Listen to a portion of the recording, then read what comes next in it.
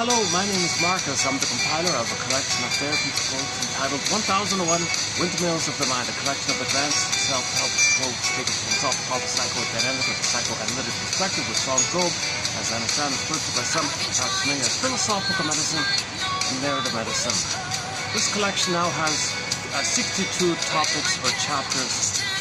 One of them, which is undeveloped, which I want to touch on a little bit today, is on dreams. A little out of my zone. I'm not a professional shrink. I'm not a Jungian analyst or anything like that. I want to base it on a Twilight Zone episode I just saw last night entitled Wander With Me or something like that, about a folk singer. A wandering man, a man in search of a folk song. So the main, so let's start into it. So I also heard at the same time there's a renewed interest in dreams, dream interpretation. So people are getting back into studying dreams, what's all about, why do we dream, and all that stuff. So anyway, let's just let me have a crack at this one here. I'll update this one here. So the episode is on the surface. It's about a folk singer guy. So he goes around buying songs from writers. So he's that's the superficial, that's the surface idea. And then he wants to go to a place where he's going to visit somebody and buy a song from an old man in the forest or something like that. So the car stops, okay, and then he's in the forest. So now Twilight Zone. Now the metaphor begins. Okay, so he's somebody, a folk singer in search of a folk song. A wandering man in search of a folk song. Okay, the folk song, you can think of it like your soul, your feelings. The folk song means your soul, your embodiment, your sense of embodiment, and your ensoulment, like a folk song. So the aliveness and energy of your beingness, it's a beautiful melody from your aliveness, a folk song. So ideally, if the singer can capture their feelings and put it to words and rhyme and song, kind of, we enjoy this song. So they featured a song called Wander With Me or something like that. Okay, so he enters into the metaphor of a Twilight Zone, this forest. He's in the woods like that. And then he meets his soul, this beautiful woman. That's his soul. Now this beautiful woman is singing the melody. She's singing the song. So he found it, right? So he goes to the forest. He finds his soul, his feelings. This beautiful young woman who's singing the melody and all this. So he's he wants to connect with her and befriend her. But what's his attitude? What's his attitude towards her? Greed. Give it to me. Give me that melody. I want to sell it in the marketplace. Well, it's not really for sale. It's not like that. What are you talking about? So he tricks her. He kind of tricks her a little bit. He lies to her or something to get the song. So he betrays himself, his feelings. And as he's doing that, as he's deceiving this girl, as he's deceiving his own soul, it's him. The song that she's singing, the lyrics change according to his behavior. So you see the lyrics of the song being adjusted. The things are getting worse for him. He's doing these bad things get worse. And it's like live like that. So he's figuring out here, why he's singing things, why are things getting worse? And the soul says, the beautiful woman says, we've done this song again and again and again. Please listen to me, sir. Please listen. So the feelings are saying to us, please listen to me. He said, I don't listen to you, I do what I want. I said, no, please, we've done it your way so many times, listen to me. Well, what are you talking about? Stay, just stay with me. Please stay a little longer. I played the song Stay by Jackson Browne. Please, stay. What are you talking about stay? It doesn't make sense. What do you mean stay? No, stay with me. Just stay with me. Don't run away, don't panic, then the melody gets worse. So he then, as he ignores her, she starts to, her clothing changes, and she's looking sadder and all this. So the metaphor means when we betray our inner folk song, or our soul, in other words, then the imagery is she's getting depressed, she's getting sick and all that. And he betrays her, he lies to her and all this. So he's on the run like that. And then in the psyche, there is memories of you attacking yourself. So he didn't know how to deal with this inner conflict. The whole thing is in the mind, like it's a dream. The whole thing's a dream, put it that way. The whole thing's a dream. And there's a tombstone in there that said the guy's already a goner, meaning the soul is already a goner. It just means as if. It's an as if thing. So on the tombstone, this guy's already a goner. But the metaphor means it's as if his soul is dead, meaning his feelings are flat. His feelings are not alive, flat affect. So the pinnacle to call it flat affect. Nobody's soul is dead like that, but you can call it depression maybe, or sadness, or not being alive. Not being alive just means it like that. So in the episode, you see the tombstone where the guy sees his own tombstone. He's a goner there. What the hell? He doesn't see it, doesn't notice it, right? So it's for the viewer to know that this man's soul is dead. And this guy was a rude, obnoxious, arrogant, narcissistic, verbally abusive, shouting, arrogant, entitled, bullying, aggressive kind of character. Very unlikable person, very aggressively, violently entitled, violently it's mine, violently psychopathic ambition. So he's a very ambitious psychopath. So he's a very unlikable guy. So they kind of exaggerate. Hollywood Zone does that. They want to exaggerate these kind of characters like that. So he played an exaggerated, unlikable guy to make a point. That's why his soul is dead, right? Because he's like that. You see his personality, his soul is dead, right? So anyways, he's in search. So everybody's always in search for their feelings. So we're seeing this general pattern of searching for our home, our embodiment, our feelings, our soul, our embodiment, the princess. So the beautiful girl there is the princess. So he finally meets her. So he does reunite the repetition compulsion that once upon a time he did have his feelings. So something is going on where he's trying to get in touch with his feelings. Repetition compulsion, he betrays himself. The song says you're a goner. He does it again, goner, goner. He repeats the thing all the time. All of his life, he betrays his feelings, he betrays himself. So he's a wandering soul. So everybody's like wandering. Anybody who's traumatized is wondering, where's my soul kind of thing. So he's like an exaggerated expression of this. Okay, so he's in the forest, he meets the beautiful girl, and the girl says, stay with me, don't betray me, don't lie to me, don't deceive me, be nice to me. Oh yeah, stupid girl, yeah, just give me the song, I want the money, I can sell this in the market, make a lot of money. No, it's not for sale, it's not like that. This song is not about that. This is the feelings in a person. But the arrogant guy is the personification of the attitude of the person above. So we don't see the person above. The whole dream is inside a person. We don't see who it's inside of. It could be anybody. The viewer, for example. Right? So all these characters are like a dream. So the beautiful girl, the arrogant, the narcissistic folk singer, he calls himself a rockabilly singer or something. He's actually a rockabilly singer, but he's willing to steal the folk song to make a ballad and make money like that, so something like that. So those two characters are with him, the old man is with him, and the other characters are with him. So there's, okay, anyway, so he finally bumps up into his, the beautiful girl, singing the beautiful melody. I'll play it later. It's probably copyrighted, but I'll try to play it. Called Come With Me or something. I forgot the title already. So as just mentioned, he's negative towards it. Doesn't have respect for his feelings. Very common motif from fairy tales. Doesn't have respect for it. In the Inuit tale, the music video called Fox by Beatrice Steer, same kind of thing. He didn't respect his feelings. She morphed into a fox and ran away. So he was empty like that. So anyways, but you hear the voice of the folk song. Stay with me this time. This time? What do you mean this time? This time, stay with me. You mean you saw other men? Only you. It's always only been you. You've been the only man. I've only loved you. I've only loved you, and I've waited for you, and I've waited for you, and it's only been you, and there's no other man. He's applying outer narcissistic logic, like Playboy logic like that. Oh, you have other guys like that? No, it's only been you. But what do you mean you've done this again and again? But it's been you. He doesn't understand, right? The soul is saying, I've always loved you. I've always been here for you. Okay, just like Solvig and Peer Gynt and Echo and Narcissus and all these kind of distant representations of the soul. It's always there for us, waiting for us. Snow White's in a coma, Rapunzel's in a tower. It's always waiting to come back to the body like that. Similar motif, right? A very common motif. So the viewer is meant to understand that he should listen to the soul for a change. But it's kind of like a recurring nightmare. So when we reunite with our feelings, we're going to re-experience wherever the trauma was.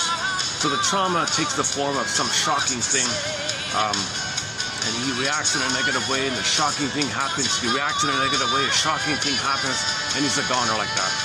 Not literally. This is inside. This is in the dream world, the nightmare world of the primary mind of the person. So the guy's sleeping.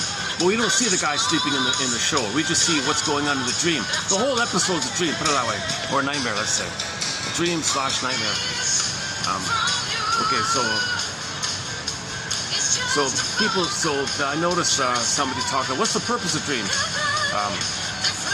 Well, someone had an interesting comment. It's like it's trying to prepare you. What do you mean? Well, you wanna know what's going on, and gradually, bit by bit, listen to your soul and stay with your feelings, so you can feel again, and try to tolerate the truth that you're okay, and you don't gotta react and panic and make things worse. You just stay with yourself. You might wake up in the nightmare again, but do it again, stay, and maybe you can sleep through it and process and digest and assimilate. So it's ultimately a healing attempt to stay with your feelings, reclaim with your feelings, be reunited. So he's supposed to marry her. He betrays her and tricks her. He's supposed to marry her. Then he'd be healed. There is no marriage like that. He lies to her. It's not a real thing that he's doing. There's supposed to be a sincere reunion with your soul. That in the fairy tale would be the marriage like that. So the moral of the story was he didn't get it. The person is suffering from a recurring nightmare, meaning there was some kind of trauma early on, prenatal trauma, birth trauma, circumcision trauma, other kinds of traumas, developmental trauma, attachment trauma, strain trauma, ambient trauma, relational trauma, some kind of or procedural traumas, dentist traumas, tonsil traumas, things at school or out neighbors, some kind of shocking thing took place, and his feelings died. Not died, but the metaphor is your feelings go flat. So instead of feeling like a real rabbit, you feel like a stuffed rabbit. So the stuffed rabbit feeling, or not feeling real and alive, is the tombstone idea. So that's all it is. It can wake again. So, like in this episode, you see it's not a permanent thing. That's just how he feels at that time. That's how he's feeling currently, again and again and again. If he accepts, if the person recognizes that he can accept his feelings, then that tombstone will go away, and he won't have the nightmare again and again. So we're trying to work it through. We're trying to revisit it. We're trying to see it. We're trying to know how to better handle the situation, trying to understand the situation. And we're trying not to repeat the same coping strategy that we did originally. We're trying to, repetition compulsion, we repeat to learn and to assimilate so we can accept and feel and process like them. It's all about a kind of a processing, trying to feel we couldn't have felt. Dreams are trying to help you to feel what you couldn't have felt. So that would be the inner marriage. If that folk singer guy would be nice to the prince, the beautiful girl, and be sincere like that, and see he'd be healed like that. He wouldn't, and then you see the guy who's sleeping wake up and hey, you're a new person. I feel like a new person. You're a nice person. You're a warm, ethical person. And when he writes songs, they're songs of love, and they're songs of warmth and reflection or something. They'd be healthier kind of songs. Maybe let's do this. Let me dig up the Wikipedia. Let me dig up. Oh, the lights. I've always had an issue with lighting. It's hard to, even in the daytime, it's hard to get proper lighting in. It's not better like that. Okay, sorry about the lighting. It's the best I can do for the time being. Let me dig up the Wikipedia thing for this. Oh, here's the song. Should I do the song? Yeah, here's a scene from the song. Somebody posted a clip. See that princess? You see now she's wearing like mourning. Like now you see her kind of in the mourning clothes. So that's when his feelings are becoming sadder and sadder. So she's wearing the clothing to reflect that. So okay, hang on. Wikipedia, where is it? Where are you here? Come wander with me. Well, that's the name of the song, yeah. Come Wander With Me. So the name of the episode and the name of the song is Come Wander With Me, Twilight Zone, Season 5, Episode 34, right near the very end. This was the very last episode that Rod Serling did. It wasn't the last aired, but it was the last he made. So he wanted to end on Rod Serling wanted to end on kind of a final, kind of a lasting message for everybody. Okay. That we had our feelings, it's kind of lost. We're now a folk singer in search of a folk song, a man in search of a folk song. So folk song just stands for soul in this case. So we're a man in search of a soul. Okay. And then you see the episode, and it's all about making you aware that if your soul says to you, you don't got to run, you don't got to panic, you don't got to do these things that you did again and again, you don't got to repeat it over and over and over. You can stay this time. Do something new. Have some courage to stay with yourself and face the more you can stay with yourself, the more you'll be able to face the thing, and then it'll go away eventually when you're strong enough to face it. But if you don't do that, then you're just going to repeat and repeat.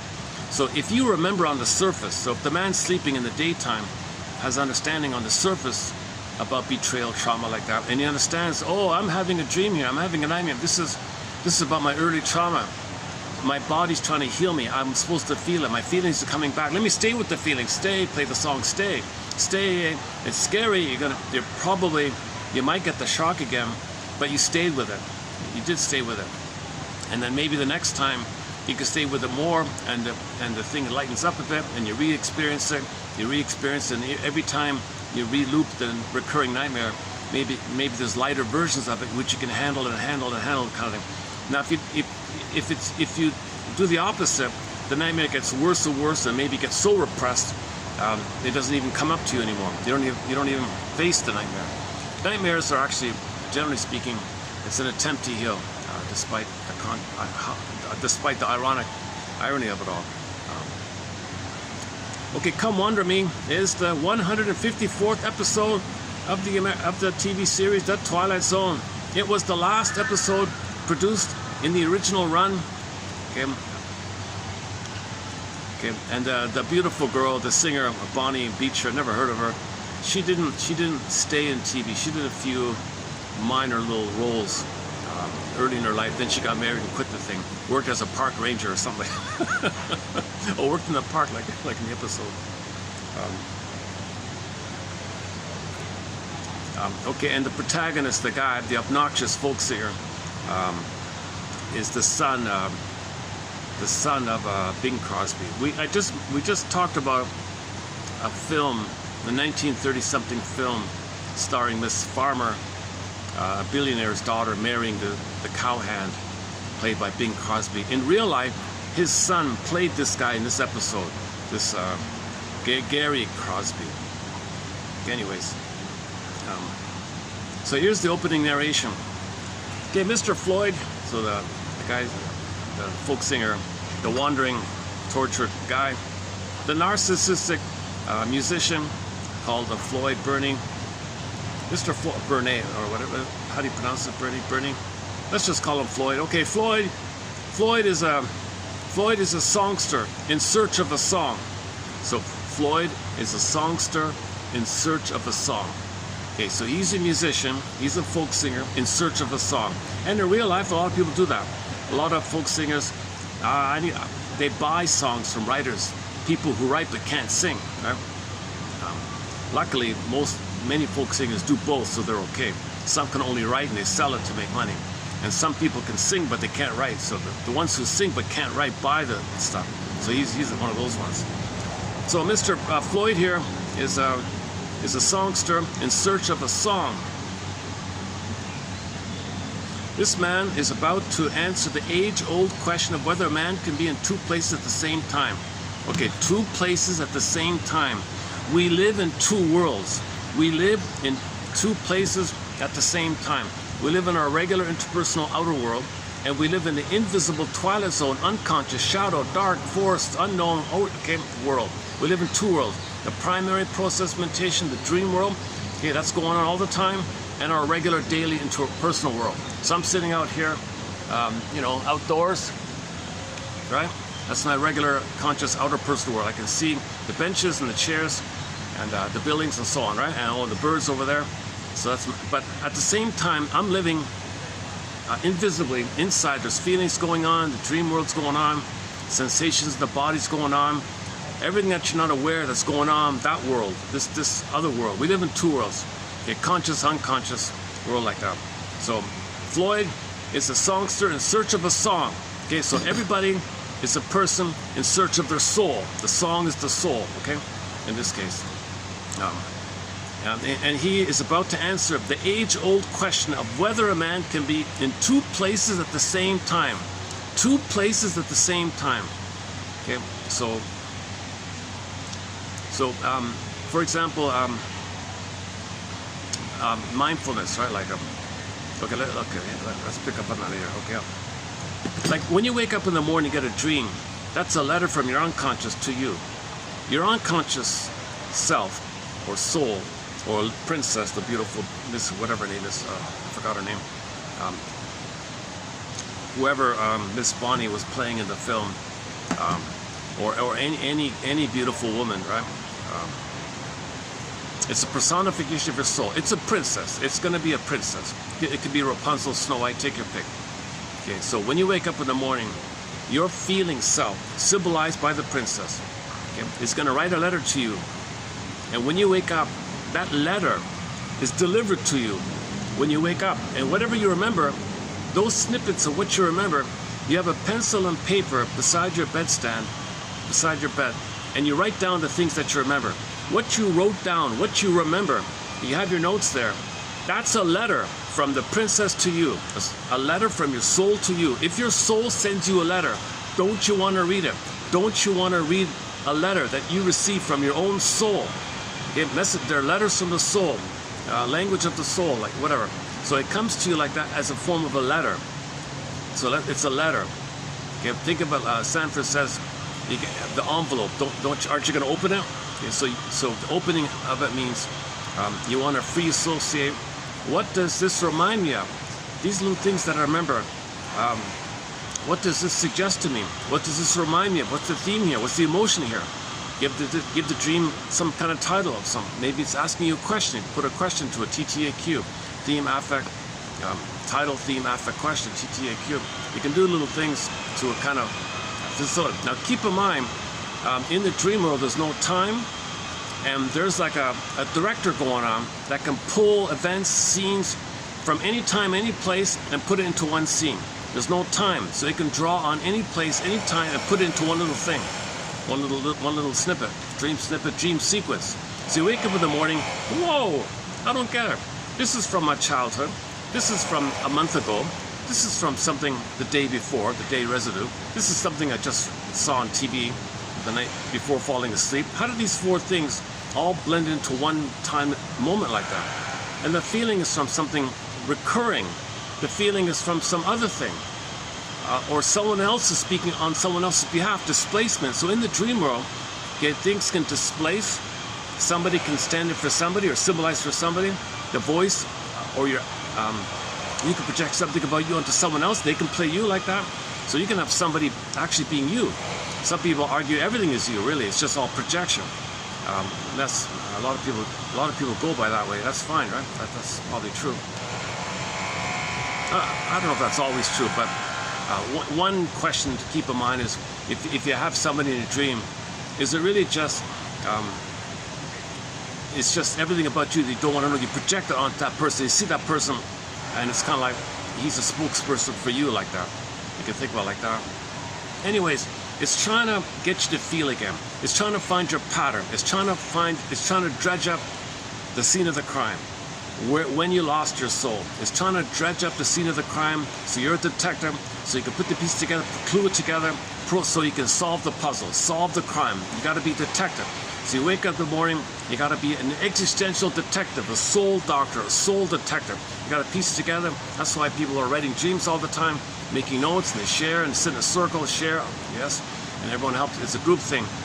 This group thing, by the way, that's very common with indigenous people. They'd sit in the morning, They don't have that chance to share, because you need a witness, carrying witness, and you're in a group, you all do it, and the group heals, individuals heal. It's a kind of a community thing.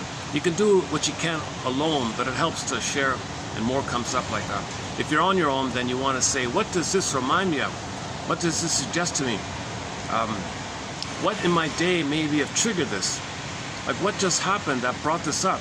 So now you're getting a clue to your trauma, because you recreate to feel, you recreate to know and feel. You're trying to heal. Dreams are about healing. We're always trying to heal. Innate drive for healing. So this, like this idea. Open narration. Floyd is a songster in search of a song. He is about to answer the age-old question of whether a man can be in two places at the same time.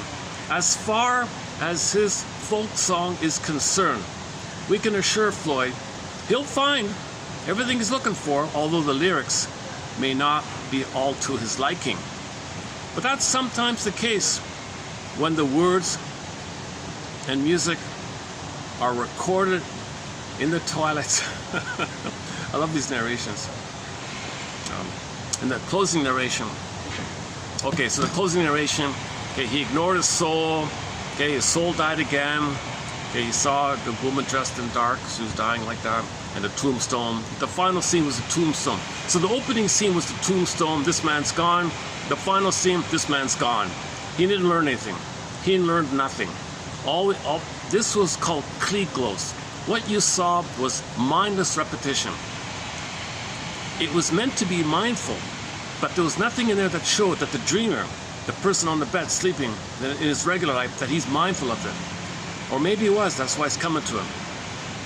But there's no there's no progress in that. There's no progress or development in this recurring nightmare. It just happens again and again and again. Sisyphus, okay, kliglos, mindless repetition, okay, Santillana doing the same thing over and over again, never learning, never improving.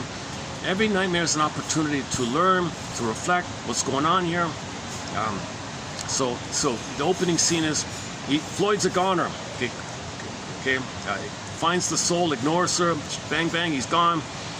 Floyd's a goner, so he didn't learn.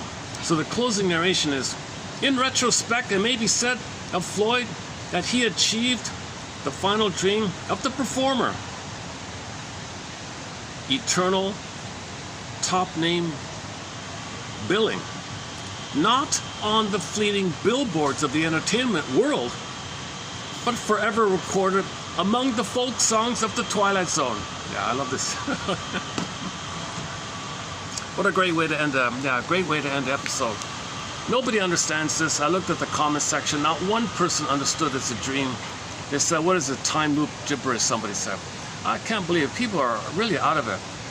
A lot of people are out of it in the Twilight Zone. They're, my goodness, it's very clear. It's very consistent with the recurring pattern, missed fairy tales, and so on. The only psychological interpretation of the Twilight Zone you'll find here, despite the however many podcasts there are on the Twilight Zone, well-meaning, they're grappling, they're learning, okay, but the only analytic you'll find here in this channel. Sorry about the lighting. Is that better? Yeah, there's a group downstairs. I can't use them.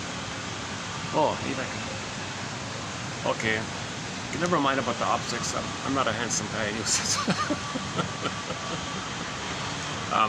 So I'm mindful. I'm not a presenter. I'm not a speaker. I'm not an orator. I'm not an actor. I've never studied psychology. I have not been analyzed. I only have a BA. Keep that in mind. I'm not a shrink professor, midwife, doula, nutritionist, gynecologist. I never went to Switzerland, Zurich. Oh my God. I don't have I think the minimum requirement to get into an analytic school is a master of social work. I think that's the minimum. I don't even have that. So, maybe I'm a good bridge between the two worlds, because I'm finding quotes and sharing them. People who are familiar with this stuff, they know it already. Or a lot of people maybe are not aware of it, so maybe I'm a bit of a bridge like that. I'm not sure.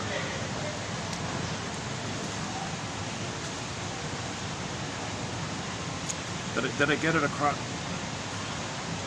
Did I get it across okay? Let's see if the song gets through. It's a very low volume, hard to hear, soft, very slow. It's meant to be like a slow, soft, a folk song of some kind. I've never heard of it before. Apparently this song is used in films, so this most likely will be copyrighted. Most likely this will be trimmed out. So let's just try it anyway, see what happens. So if you notice like a skip, and now you just know, if you notice a skip on either end, it's because this was copyrighted. This song by the singer Bonnie Bleacher. She's famous because her apartment,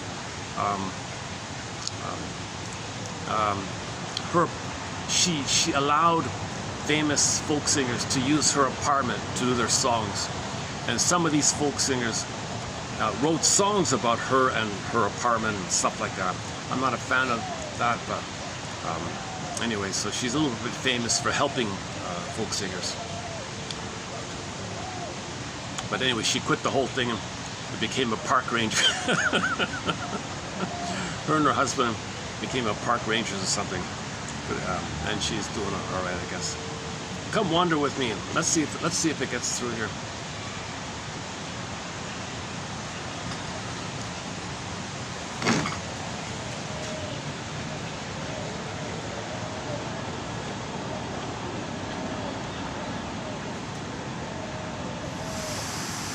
He said, "Come wander with me, love.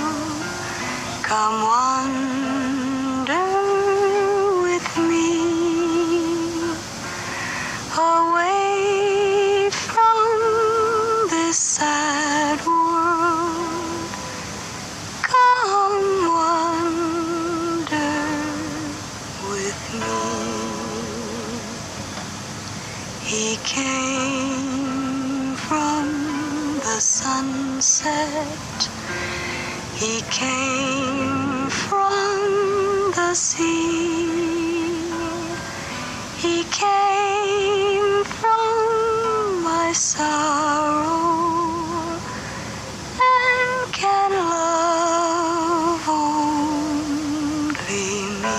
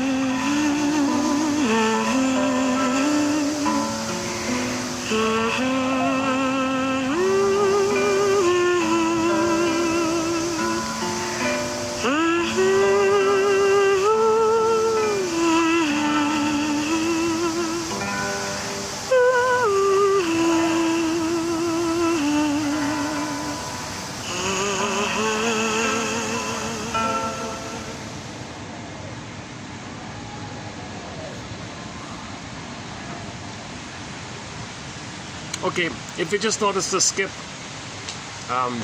once again, if you just noticed like a cut skip in the video here, because I tried to play a copyrighted song from the Twilight Zone, a folk song from the Twilight Zone. Another Twilight Zone with the same theme or the same message is Shadow Play. The original one with Dennis Weaver and the revised one. I prefer the revised one. Anyway, same kind of thing. He has a recurring nightmare. The angle here is that he's trying to face and speak up for himself. So guilty of what? So this guy, so babies believe they're guilty when mothers hurt them. All babies will believe they did something wrong, it's their fault, they made a mistake, they're no good, they're unlovable, they're defective, they're shamed, they're wrong. If the mother abuses the baby, baby says, I'm wrong, I'm defective, mother's a goddess. The babies have to do this for their survival, so they feel guilt. They weren't born this way, there's nothing original about it, unless you want to say this commonly happens or something, but it's nothing innate about it. The baby's born to be loved, but after the mother abuses the baby, you go to yesterday's video about the mother abusing the baby. The woman has to say, oh my God, my mother abused me, oh my God. So then the child thinks he's guilty. So fast forward a couple of decades, this guy has a nightmare, and he transfers the trauma with the mother onto the father. So again, remember the displacement in the dream world? So he displaces the mother abusing him onto the father, and he feels guilty, so he projects that he's guilty onto the father telling him he's guilty. So he feels guilty, father tells him he's guilty. So he has a nightmare, it's a courtroom thing, he sees his father in the dream, the nightmare, the father sees the son, oh, you're guilty, kaplunk. Oh my God, next night, the father plays the role of the district attorney, yeah, you're guilty, kaplunk. Next night, one of those creepy, perverted, disturbed, sicko, you're a sinner, all those kind of characters. Oh my God. So finally he's trying to speak up for himself. Father, oh my, ew. Of what? You keep saying I'm guilty. Could you please tell me of what? And that's the point. He's speaking up for himself. He's not guilty. He's not guilty. But he felt the pain of mother hurting him. And that pain's coming up, that shocking thing, like the tomb thing, like in this one here, this with the folk song one, called the what's it called again? Come wander with me. What's it called again? Oh my God, my memory isn't the great. Oh, come wander with me. Come wander with me. Yeah. Similar kind of message. So in the Shadow Play nightmare one, you can do the same thing. The opening scene is you can see the tombstone. At the end, the tombstone is still there. You know, now there's progress in that one because he's speaking up for himself. He's speaking up for himself. So yeah, notice the progression. First it was the judge, then it was the district attorney, then it was the pervert, the minister guy. Maybe next time it'll be some other outside person. So he's maybe he's diluting the severity of it every time he speaks up for himself. So if the nightmare would continue, the next time the father would play some a drunken employer. You're fired or something, like, you know, someone, and then he'd, well, of what? Okay, he spoke up for him. So the next nightmare it'd be some, you know, rude bus driver. You gotta pay the exact change. I don't give change. Maybe some rude thing like that. And you, seriously, you can keep the change. Next time bring the exact change. I don't. Maybe some rude thing. Next time. Every time he speaks up for himself, the thing would get, this scene would reflect a greater chance for him to face the truth that he's okay. He'd be able to speak up for himself and be okay. So it starts off with the greatest severity, with the judge says kaplunk, and then it gets weaker and weaker like that. So there's some kind of progression where he's facing the trauma, facing the feeling, accepting the feeling, staying with the feeling. So in this one here, this Come With Me one, he doesn't do any of that. He just suffers again and again and again. And the woman says, you do this all the time. And him saying, you mean you date other guys or something? No, it's only been you. I've only loved you. I've always only loved you. There's been no one else. There's never, ever, ever been anyone else. Your soul, I'm in your body. You, it's only been you. His attitude is, that attitude reflects a complete disregard for the feelings. Okay, that means the mother betrayed him and disregarded his feelings. So he treats himself the way the mother treated him. So this one here, it's almost full circle. You can take this episode here, Come Wander With Me, and then follow it up with Shadow Play, and loop it around like that. It's the same kind of idea. So dreams are about feeling and healing. It's one of the, it corresponds with free association where you discuss and make conscious. It's trying to make the unconscious conscious. The letter to your soul, you put it into words, formulate, construct, piece together. You're trying to make it conscious so you can now know. And when you now know, you have a kind of a courage or a basket or nest to have the feelings. Psychoanalysis or healing looks for a basket, looks for an egg in a basket that's missing. So you need the basket, that's the dreams, then you feel. So you gotta understand the dreams, that's the basket, then the feelings is the egg, and you got the feeling. The egg would come back. So the egg, that's like a quote-unquote virgin birth. And now you're getting born again motif. So the born again motif is, in this episode here, it'd be like the tombstone would go away, and there'd be this egg, golden egg or something, or some little gold nugget or something. There'd be something bright and shiny, to reflect the birth of new life, the rebirth motif. So this is a very common motif in myths and fairy tales, religious stories all around the world. If the death of the old falls away, when you recognize that, the birth of new life, the potential you had is undeveloped, now it's like coming up again. So the virgin birth motif. So it's like something new and it's a birth. That's all it means, like that. So the confusion is people concretize fairy tales because they're too traumatized and they want to have too many fantasies to repress the pain. So how did I do with that one in? I'm wondering. Hang on a second. Let me see if there's some. Let me see if I can find some. What's it called again? Come wander with me. Let me just see if there's any clips or something from this. Is that it? Is that her? Oh yeah. Oh, here we go. A bit of it. Okay, that's when the narcissistic, ambitious, greedy, selfish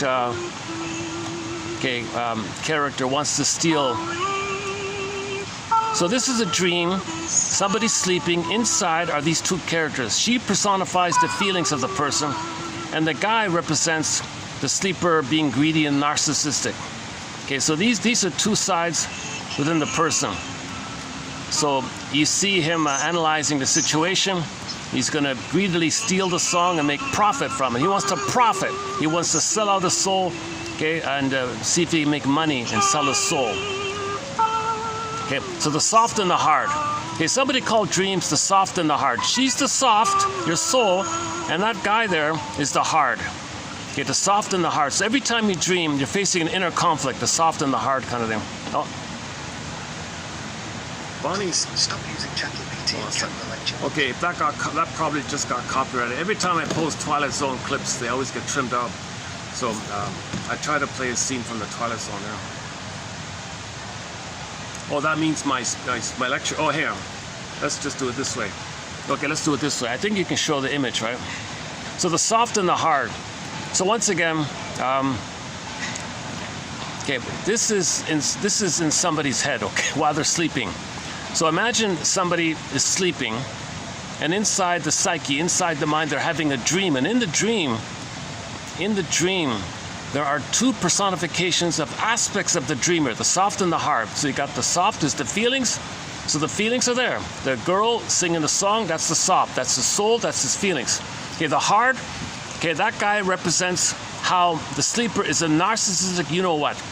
And that guy is like that. So the guy in there, okay, he's greedy, selfish, and he wants to steal the song to make profit. He wants to profit at the exploitation of his soul. So that guy there is going to sell out his soul.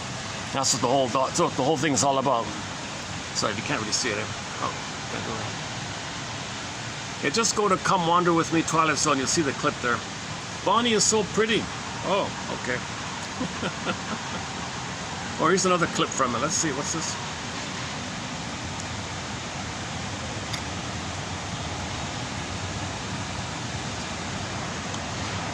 Oh, it's just audio. Oh. I was wondering if there's any kind of images or something of it. What's this?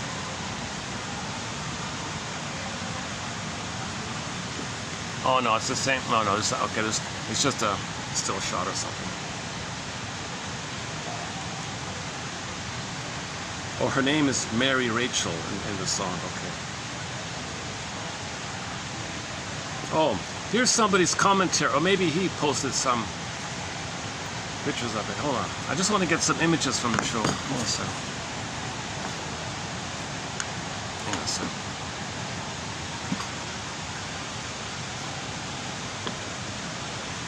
Okay, so once again,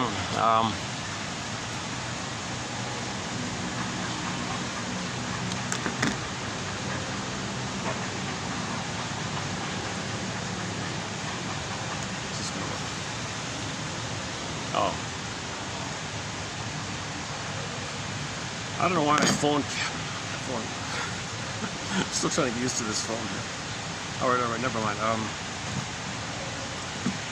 So think about the motif. He's a wanderer. Okay. The travails of the traveler reveal the traveler to himself. Right. So he's a wanderer. He's a songster in search of a song. So that means every person is in search for their feelings. Okay. So we see that. The recurring nightmare of the loss of feelings. So this is a recurring nightmare of the loss of feelings. It starts off promising and then the shock takes place. It happens again and again and again, and the voice says, stay.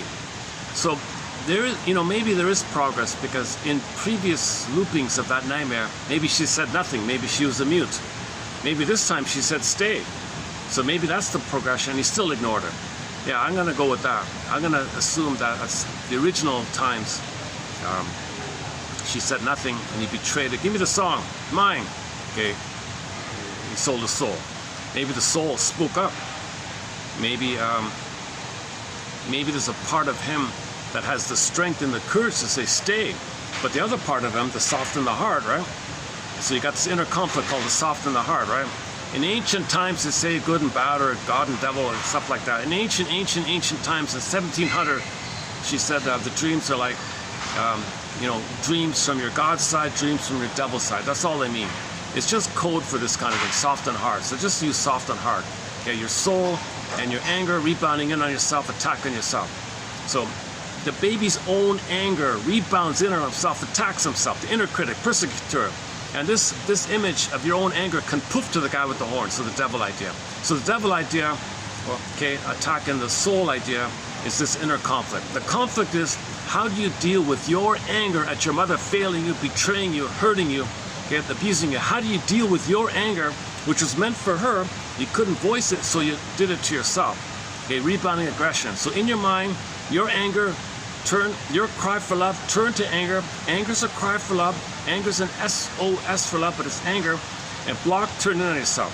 It turned in on yourself. So ironically, this scene here, any kind of negative thing going on, it's really your anger which reflects your original cry for love, right? So you can label, oh, he's a devil. That doesn't help anybody. It's just code for a symbol or personification or an image, a visualization, a fantasy, fantastical image in the primary, pre-linguistic, imaginal. It's an image, symbol, not real. Okay, just something you see to point to something that we don't know, that we feel but we can't see. So you got something you see that's not real, but it points to something invisible, not real. It's a symbol. So the guy with the horns is a symbol. The devil is only a symbol of your anger at your mother, which was a cry for love that got blocked, that rebounded in. So your anger, which is cry for love, anger, cry for love, but anger at yourself, crying for love to your mother. So anger at yourself equals crying for love to the mother, right?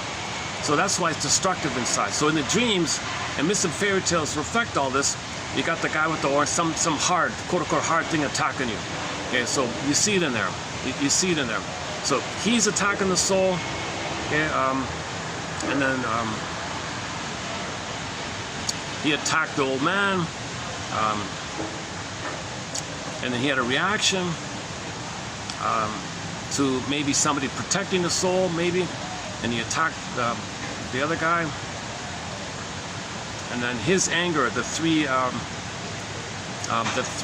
brothers that finally got him out like that. That's his anger. Interestingly, I always use 3, right? So at the end, you got the 3 guys. You don't see them like that, just a cloudy image. That's his anger. So his own anger shown in 3 like a pattern, right? So anger, anger, anger, pattern, totally angry, attacking himself. So his anger shoots, so he shoots his own soul, put it that way. He shoots his own feelings. Yeah, that's just code for he betrays himself. He sells himself out. Just like he cheated the girl, cheated his soul. So when you cheat your soul, when you betray your feelings, when you betray yourself, in the nightmare, you got those 3 guys attacking him like that. And the girl said, this goes on, and you do this again and again and again. Do something different for a change. Stay with me. Stay with your feelings. Play the song Stay by Jackson Brown.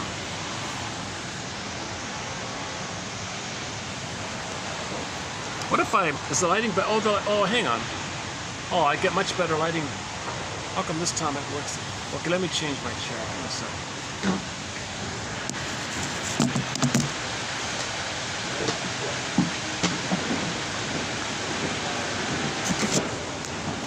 Still recording?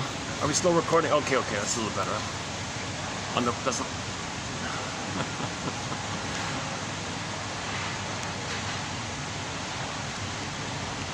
I would like to be able to represent this episode, this Twilight Zone episode, more calmly, more smoothly.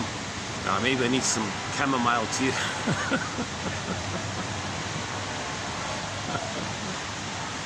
The coffee's good here. It's good. Yeah, good coffee here. Okay. And because of this topic on dreams, this morning I found a lady who studies dreams. I never heard of her before, but she's famous in her community. So let's see. And she said one thing that caught my attention. Marcel Martin. So she comes from the religious world, but she's not really it's very, very rare, but once in a rare blue moon, somebody in the religious world understands this metaphor. So they try to kind of blend it to psychology and help people bridge your psychotic fantasies and tell you the psychological underpinnings of it, but she doesn't tell you that, right? So she's very diplomatic and careful in this kind of thing. So this is very rare. John A. Sanford is an excellent example. Mel Faber, of course, are the key ones, and all the other ones.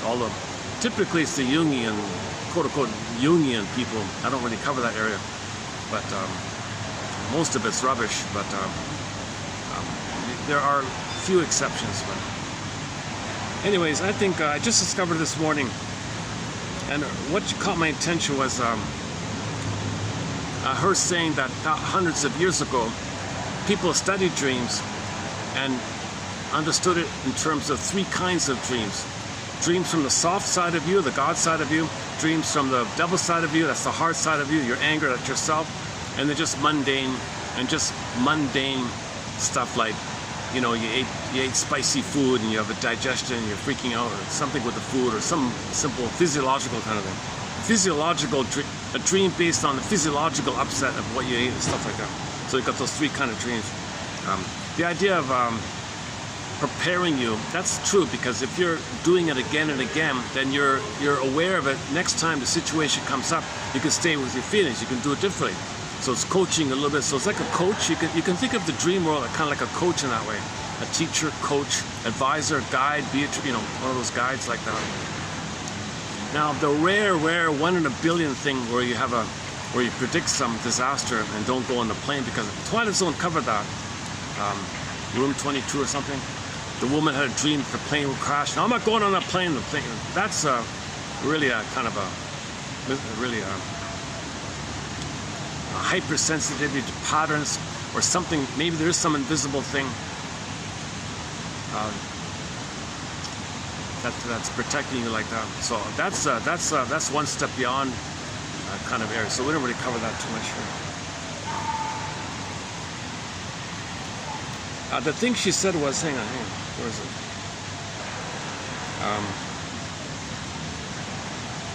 Yeah, she mentioned indigenous indigenous cultures. Indigenous cultures, they value dreams. They take it very seriously, and they sit in a circle and share it. Enter the clip from the Spellbound film. The shrink said to the two visitors, "Good night, sweet dreams, which we will analyze at breakfast." So traditionally people sit in a circle in the morning. It's mental hygiene to share your dreams in a circle. It's good for the group, it's good for the people. And she said originally her community, there was a faction of her community that would do that long ago. They would sit in a circle, and they did what the Sonoy did, indigenous people did. They would sit in a circle and share their dreams. And it was like a group healing, personal healing with the group healing, individual healing, group healing. It was a kind of a together group healing. As individuals are healing, you're in a group, so the group is healing. She said it kind of got too isolated where individuals are doing it and they're not sharing in the group anymore, and that's causing problems, she said. Indigenous cultures take dreams very seriously and share their dreams. I read a book once about some indigenous groups. In their language, the word for human being in their language, whatever it is, Iroquois, Algonquin, Mi'kmaq, I don't know which one she's talking about.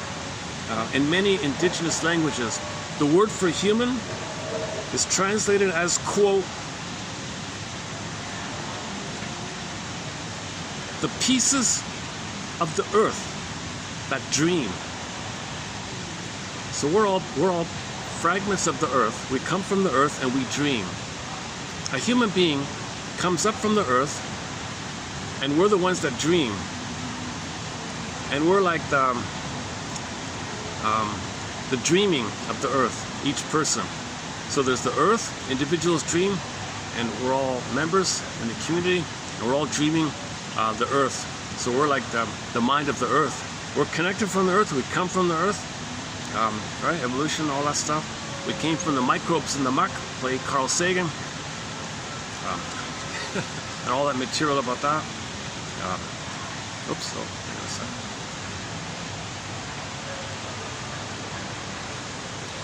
Oh, look at that! The birds groom each other. I didn't notice that.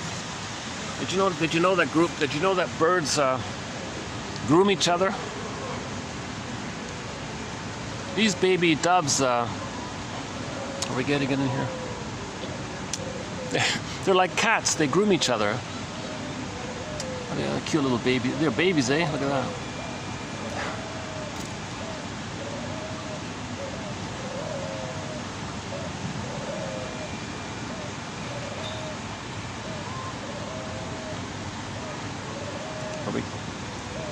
Hopefully I'm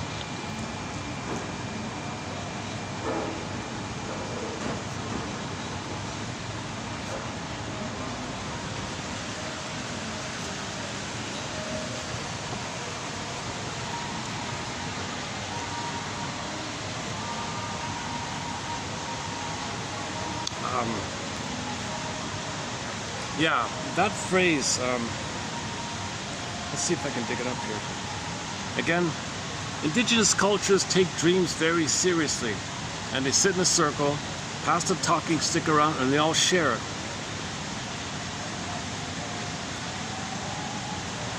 So we all learn from each other's dreams, we're all affected by each other, so we're sharing it.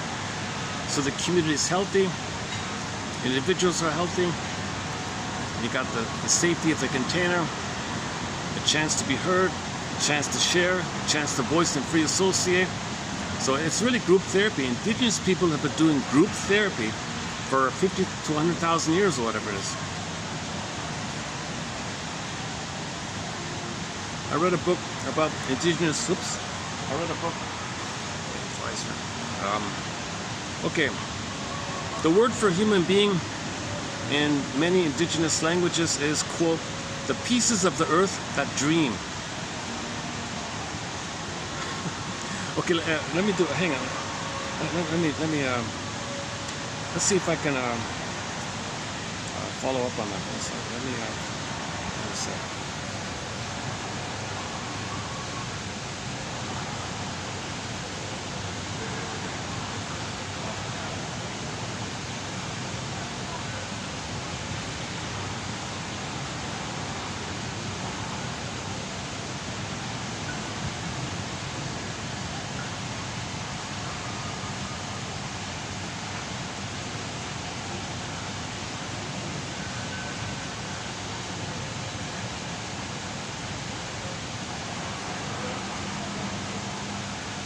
Okay, an indigenous native word for human. Native word for human being.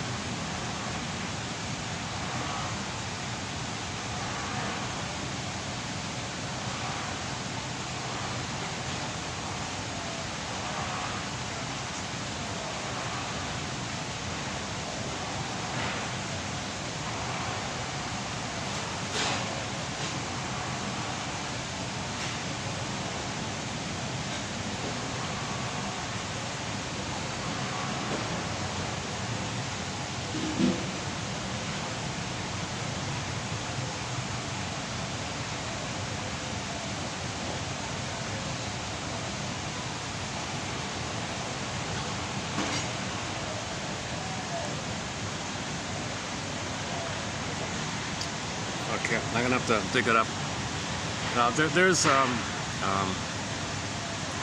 There's more to it. So let's. So humans are from the earth, and we're the ones who dream, and that's called a human being. Ones that come from the earth, that dream, and each one dreams. And if you come from the, and since we come from the earth, the ones that come from the earth that do dream, that's called a human.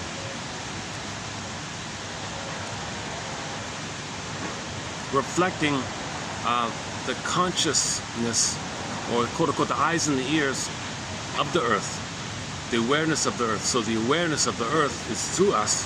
We're from the earth. Now it's getting out of my zone like this, but whether it's literal or metaphorical or just simply poetic, we are from the earth. So it connects you to the earth, and maybe it just inspires you to be in harmony with yourself and with others.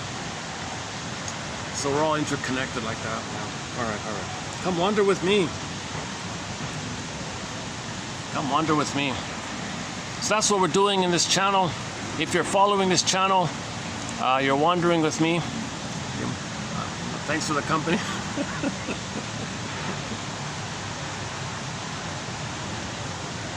Okay, let me recap. A man in search of a folk song. He's driving on the highway, car stops, enters the twilight zone, this forest area. He goes into the forest area, sees this magical, beautiful girl singing this lovely song that we heard earlier, if it played. He said to the girl, "Hey, that song, give it to me, I want it, take it. I'll pay you for it. What do you want? Give it to me." It's not really like for sale, it's not like a commercial thing. I don't care, give it to me. So, are you gonna respect me or something? Oh, sure. So he gives it to her as a lie. So he betrays his soul, he fools his soul, and then the lyrics of the song start to change in reflection of that.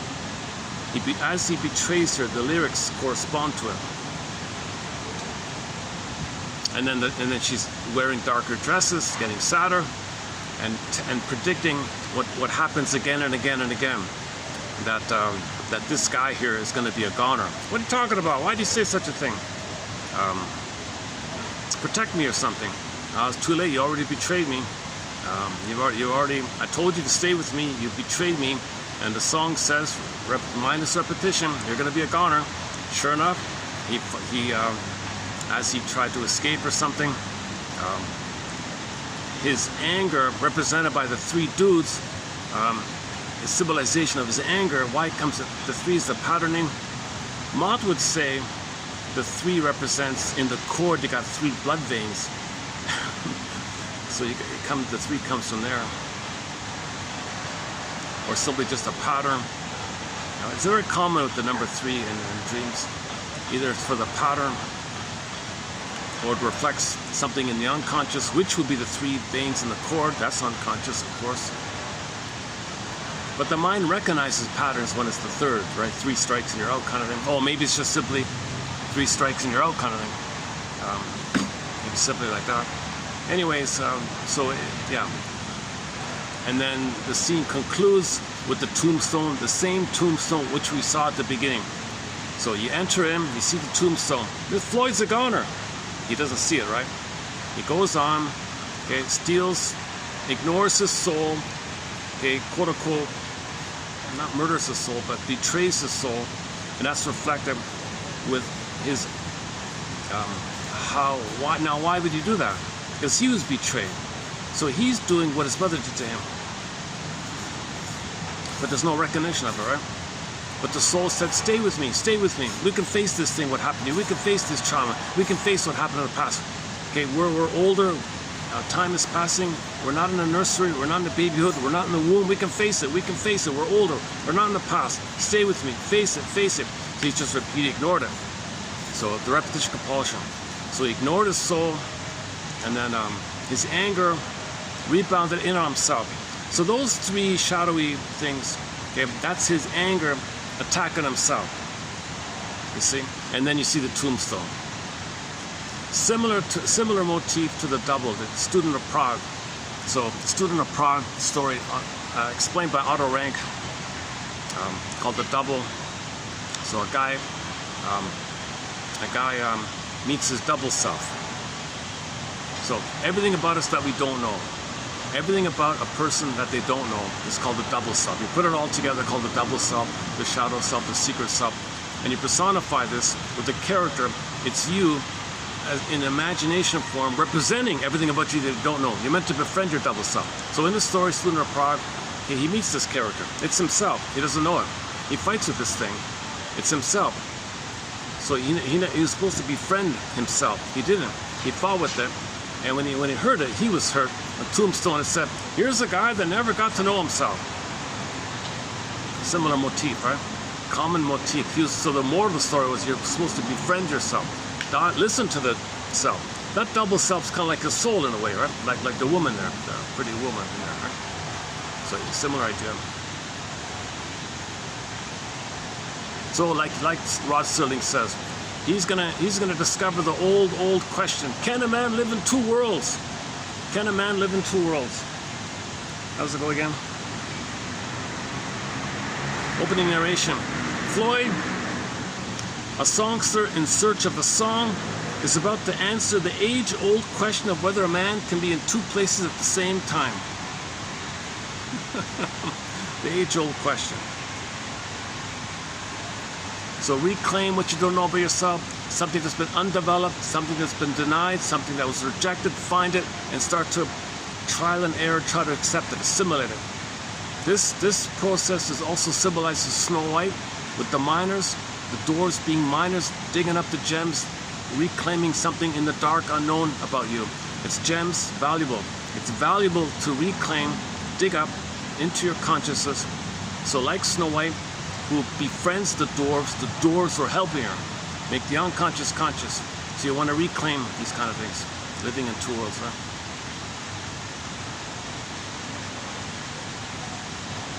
This is the Joseph Campbell calls it the monomyth, the one common myth for all people. Okay, basically, to one degree or another. Yeah.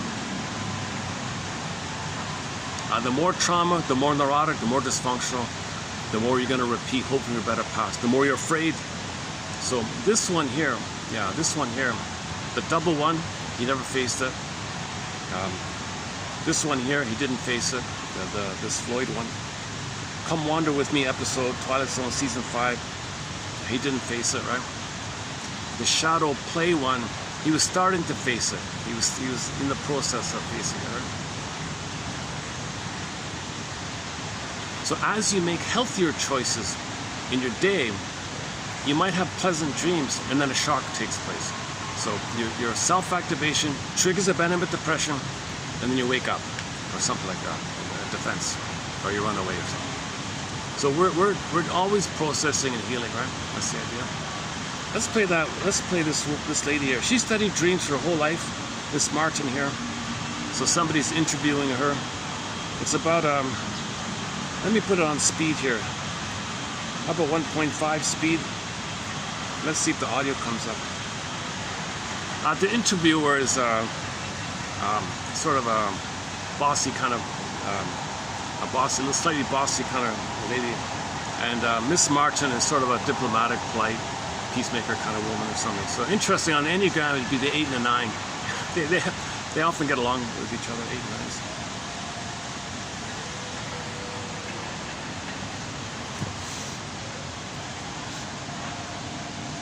Oh, I lost it. It's not up again. Hold on.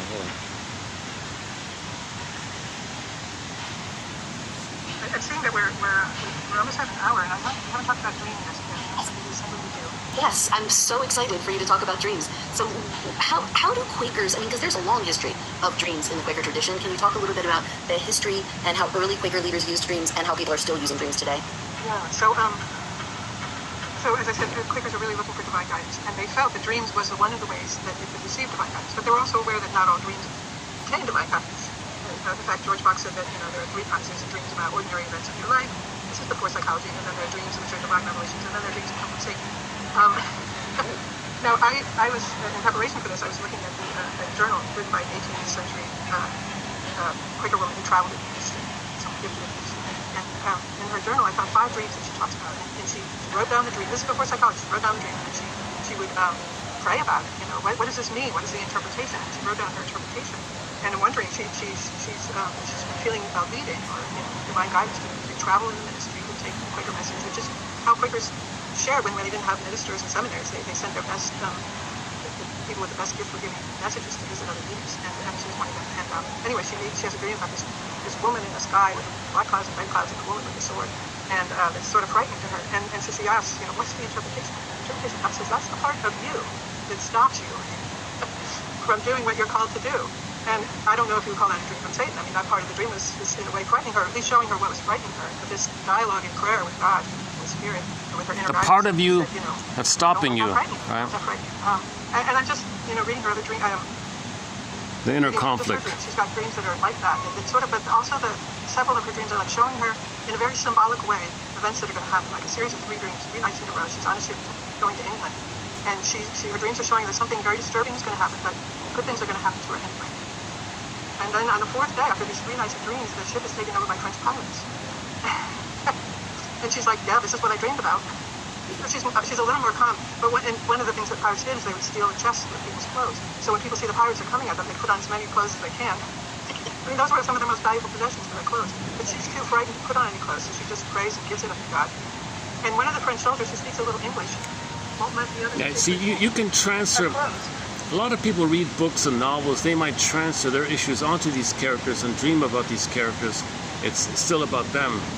So if she's protecting herself in some way, it might be via the story in the dream, and she dreams a version of herself through the characters in the dream.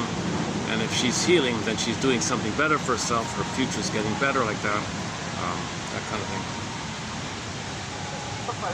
I mean, and she was like, okay, that was a dream in which, sweet grapes, someone did something sweet. So she's got all these interpretations for dreams, but that was another way that Quakers understood dreams, is like predicting future events, or giving them guidance so that when certain events happen, they know what to do, or they feel reasonable. Yeah, give you guidance. So that's more, it gives you guidance. It gives you guidance. If you're going to face this thing again, you had some dream where you knew the right way. Stay, listen to your feelings, guidance. Don't panic or something, or don't react or something.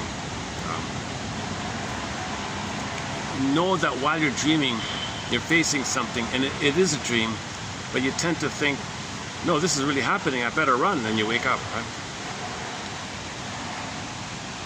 Easy. That office things, things like that. So that's another way that the Quakers understood it.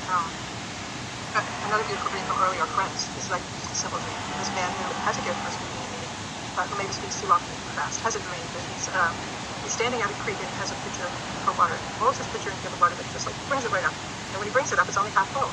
And the dream shows him that he's supposed to hold it underwater until it's full, and then slowly bring it up. And he realizes that that's a dream about his vocal ministry, that he shouldn't just like pop up and start speaking at the first impulse, that he should let the pitcher go. Okay, so maybe you transfer the issue of being impulsive and needing to wait till the cup is filled with water, then speak. Because her friend would just speak impulsively, or wait for the water to fill in the cup. So you might transfer psychological issues onto daily things and dream about that. I think that's the idea. All these different ways that thinkers have these dreams. But for 200 years, Quakers shared their dreams in meeting. They wrote down each other's dreams. Ministers who traveled from meeting to meeting would share the best dreams that other people had shared. And so there was a whole culture of sharing dreams and seeing them as a way that God was teaching them both about moral guidance, how to live a moral life, but also particular things. Like in my pamphlet, I talk about 3 dreams by Quakers that were clearly against slavery. And all 3 of those friends were moved to work for abolition, in part because of their dreams, where they were guided in specific ways because of their dreams. That's one example, but there are many examples of Quakers learning to do things differently than their culture because of what they do. Yeah, if I understand it correctly, this faction, this separate sort of denomination or whatever, since they valued dreams, they would project their suffering onto the slavery people. So they're feeling what they're feeling, they're experiencing it. And because of their projection of themselves onto the slaves, they're feeling the abuse within, the emotional abuse. So it's reflected. There's abuse outwardly as a reflection of the inner abuse, as above, so below, right? So if people are getting in touch with the below, then you're more aware of the above. And since they were aware of the, now they have empathy. So according to her, this group helped end this terrible thing because they got in touch with their feelings. And that's why maybe this group isn't well known or something, I'm not sure.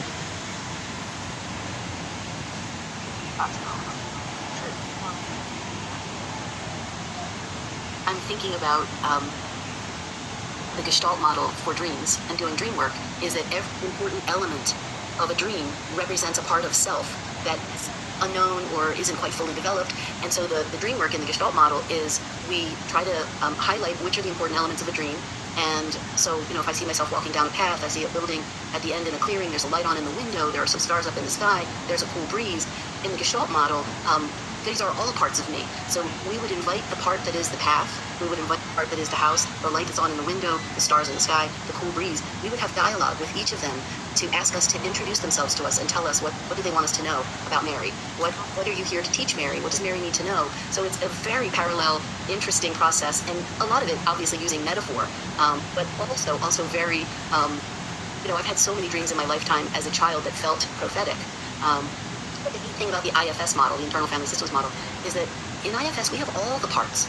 We have innumerable parts, so that any of those life path options, including abolitionism versus being a slave owner, that whatever is of the moment and that's important, that's in our field, that's figural, when we go to bed at night, will emerge somehow thematically in dreams, but that any of those things can be prophetic because we're going to do something and represent some part of us, some part that we're actually going to either choose to dive into and kind of materialize as an action or not. So it reminds me of, my belief that fate is the thing that happens.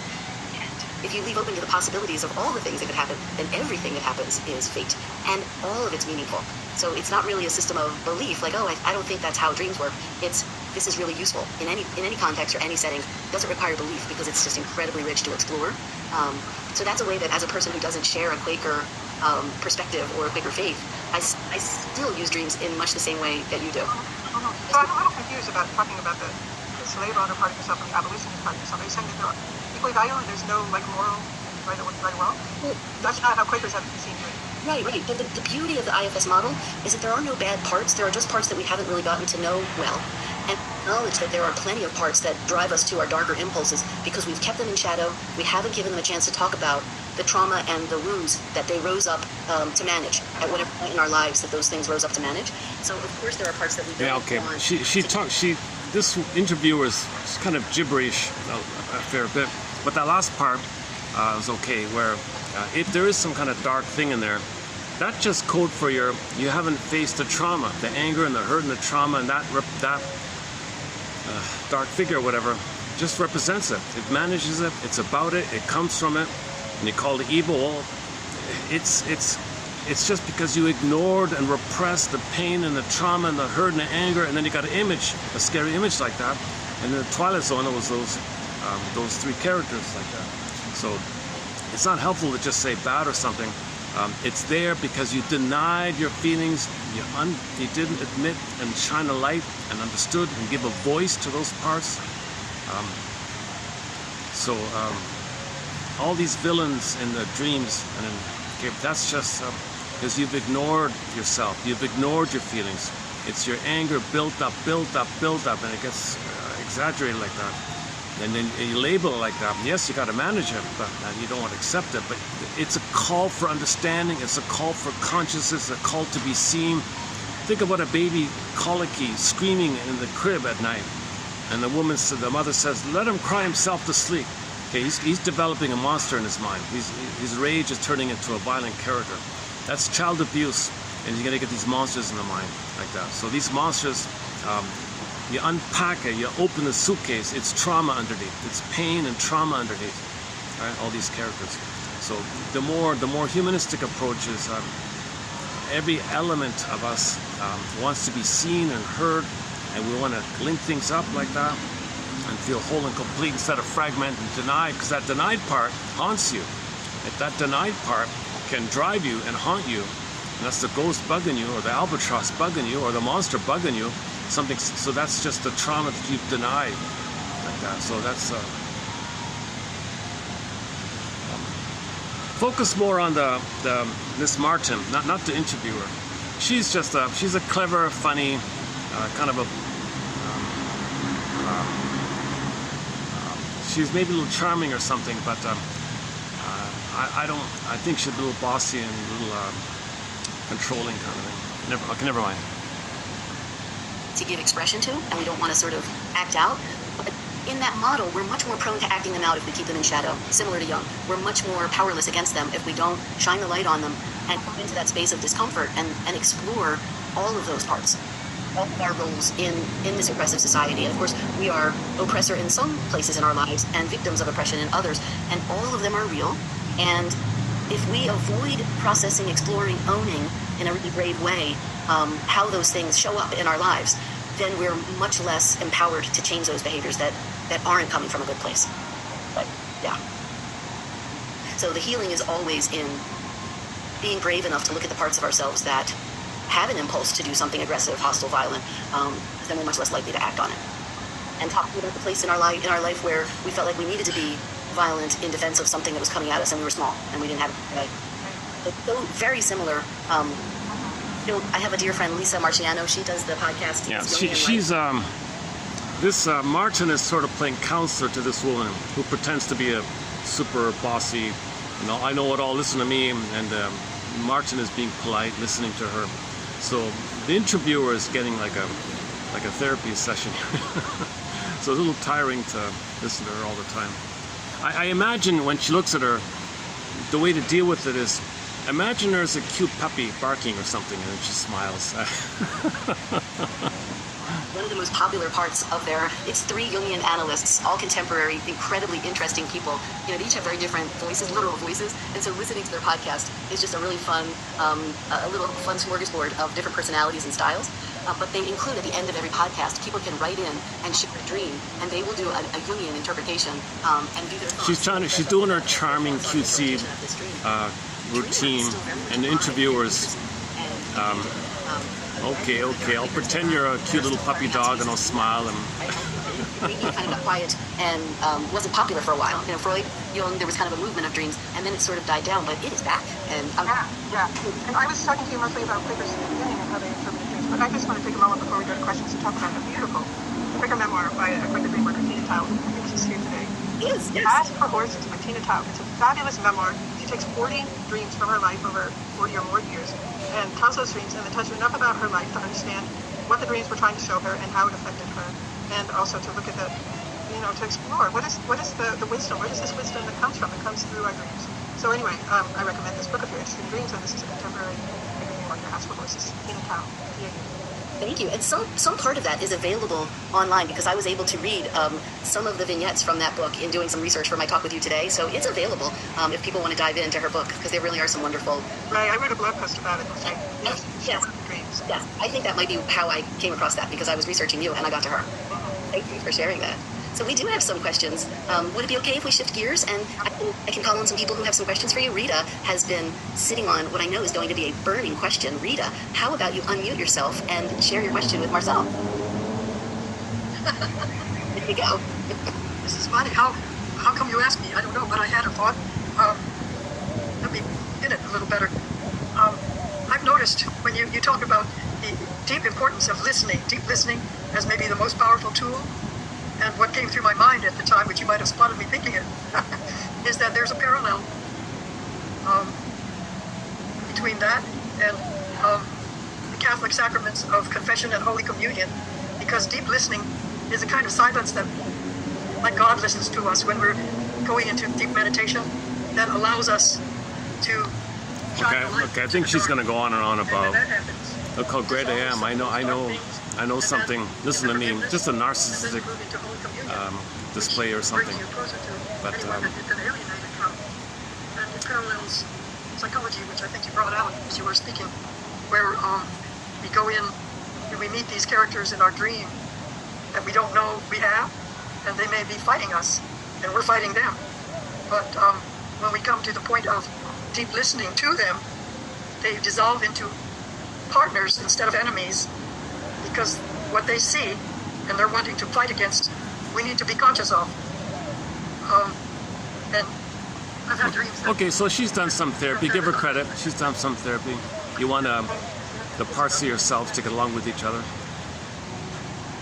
Marcel, based on what Rita just shared, she gave kind of the more psychological spin on it, but while she was talking, I was thinking about how you would frame that in Quaker dream language, about the forces fighting against each other, and you mentioned the three different places a dream can have come from, inspired by God, one by Satan, and the other one by the cheeseburger that I ate for lunch. So can you say a little bit about the forces that, how does that seem to play out in Quaker lingo, what Rita just said? Well, first of all, those three possibilities come from George Buck back in the 17th century, so I would say that the contemporary Quakers would use that language, use that little use. And certainly that quite a lot of it has to do with just our, our workings of our own psyche, in which great forces are at work in opposition. And that actually reminds me of a recurring dream I had as a child. That was a recurring nightmare, and I called it the dream of the heart of the soft. So there's just something hard, like a rock, something very soft that's trying to make an impression on it. Like you see it now, it's like matter and spirit, right? The soft is trying to make an impression on the heart. And for me as a little child, like 3 or 4 or 5 years old, it's like it's not able to do it. Right? I don't know recurring cases. But that's Okay, so she's been a bit of a teacher here. So long ago, hundreds of years ago, 3 kinds of dreams. Your cheeseburger dream, the God and the devil dream. She's soften the heart. How's that? Soft side, hard side. So in the Twilight Zone, she was the soul, and the angry fellow was the hard side, right? The inner conflicts. Elemental forces in ourselves that are The inner conflict is summarized by Masterson's axiom. Self-activation, that's the soft. It triggers the old fears, and then the defense. So self-activation triggers the soft, triggers the hard kind of thing, and then you got to do something afterwards. Similar to the victim, persecutor, rescuer, the Karpman triangle. Okay, similar. So the child has needs, mother hurts him, and then he runs to the fridge, eats some, or takes a drink or takes a cigarette. That's the rescuer. So the cigarette and the smoking, that's the rescuer, right? So you're the victimized, and you remember your mother hurt you. The rescue is the cigarette to soothe you, numb you, space you out, blot it out, repress it, deny it, distract you, whatever. That's quote-unquote rescue, right? Self-activation triggers The old fear, mother rejecting you, mother abandoning you, not being there for you, mother using the child, maybe shaming the child because she's trying to remember that she had been shamed. Mother maybe turning the child to mother her. The child's not being seen by this. The baby feels a rage. That his own rage rebounds in on himself. So the nightmare, you're reliving this whole thing. You're reliving the whole thing in your nightmares. Okay, and that's what this is about. We don't remember these kind of traumatic experiences in the nursing time. We don't remember this stuff, but your nightmares are all about this, basically, right? The opposites come but wrestle with each other. I don't know. What would you say, Mary? I was just thinking, this sounds so not clinically sophisticated or therapeutic, but I sometimes have taken to saying to people in my life, myself, people I care about. Okay, she's going to go on a brand. Look how smart I am. Look how great I am.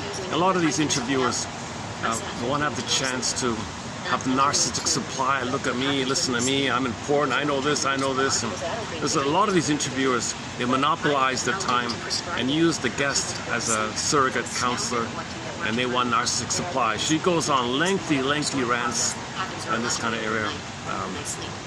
Some are way worse than her, but anyways. That's how dreams function. We can't live without dreaming, and we don't usually remember it. That's a process. It's essential to who we are. But there are some extraordinary dreams that do contain guidance that comes from another level. Mm-hmm. Yeah, and I'm so open to that, and I feel like you can do that for free. And here you are paying me to help you figure something out, but I just have this deep sense. I think what you need to do is go to bed tonight. And something will happen that are differently. I tried to learn how to ski years ago, and I fell down a mountain. Okay, she's parrot. She read some. I read the same thing. She's parroting something. I read myself. She's almost word for word pretending it's her. She's a bit of a liar. She's a con woman. She's a good kind of a. I think she'd be a very good. I think she's basically a bully, basically. Gladys, hop in here. What would you like to ask Marcel? Well, that particular dream was amazing. That was just really beautiful. But the question that was coming to my mind was that the story about for 200 years, Quakers were so tied and so benefited so much from the dreams, and I can't help but wonder what happened that we gave that up. Do you have any ideas?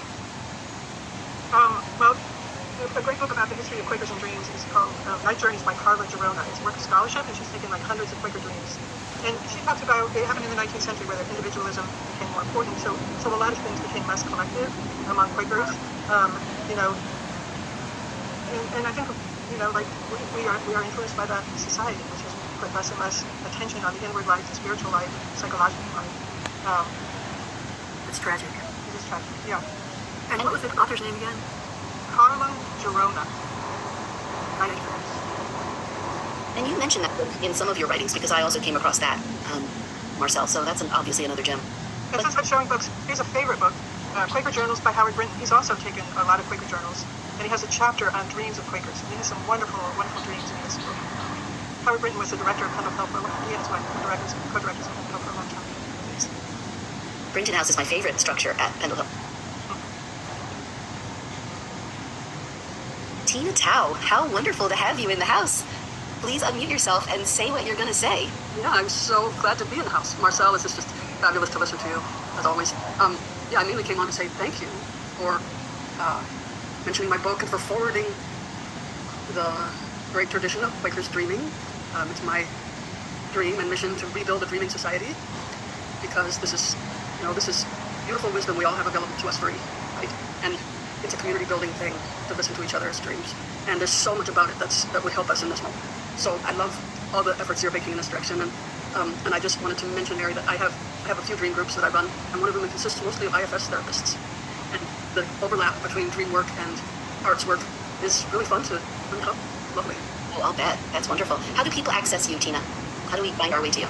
I have a website, tinatao.com, and there's a contact me place there, and I answer everything people reach me. And my book is online.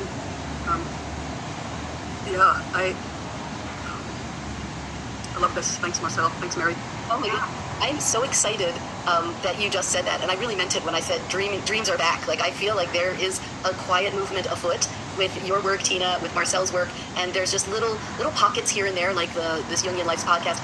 Mainstream people are getting curious about dreams again, and to Gladys's question or point, like how did this fall out of favor? It's such a really rich and interesting way to explore consciousness and enlightenment, and how did it fall off? And to that, Gladys, I say, when I went to Italy as an exchange student in college, and they had indoor bathrooms and plumbing for in Roman times, and then my grandparents had an outhouse. Like, how did that happen? We lost plumbing for thousands of years. So I'm not surprised we lost dreams.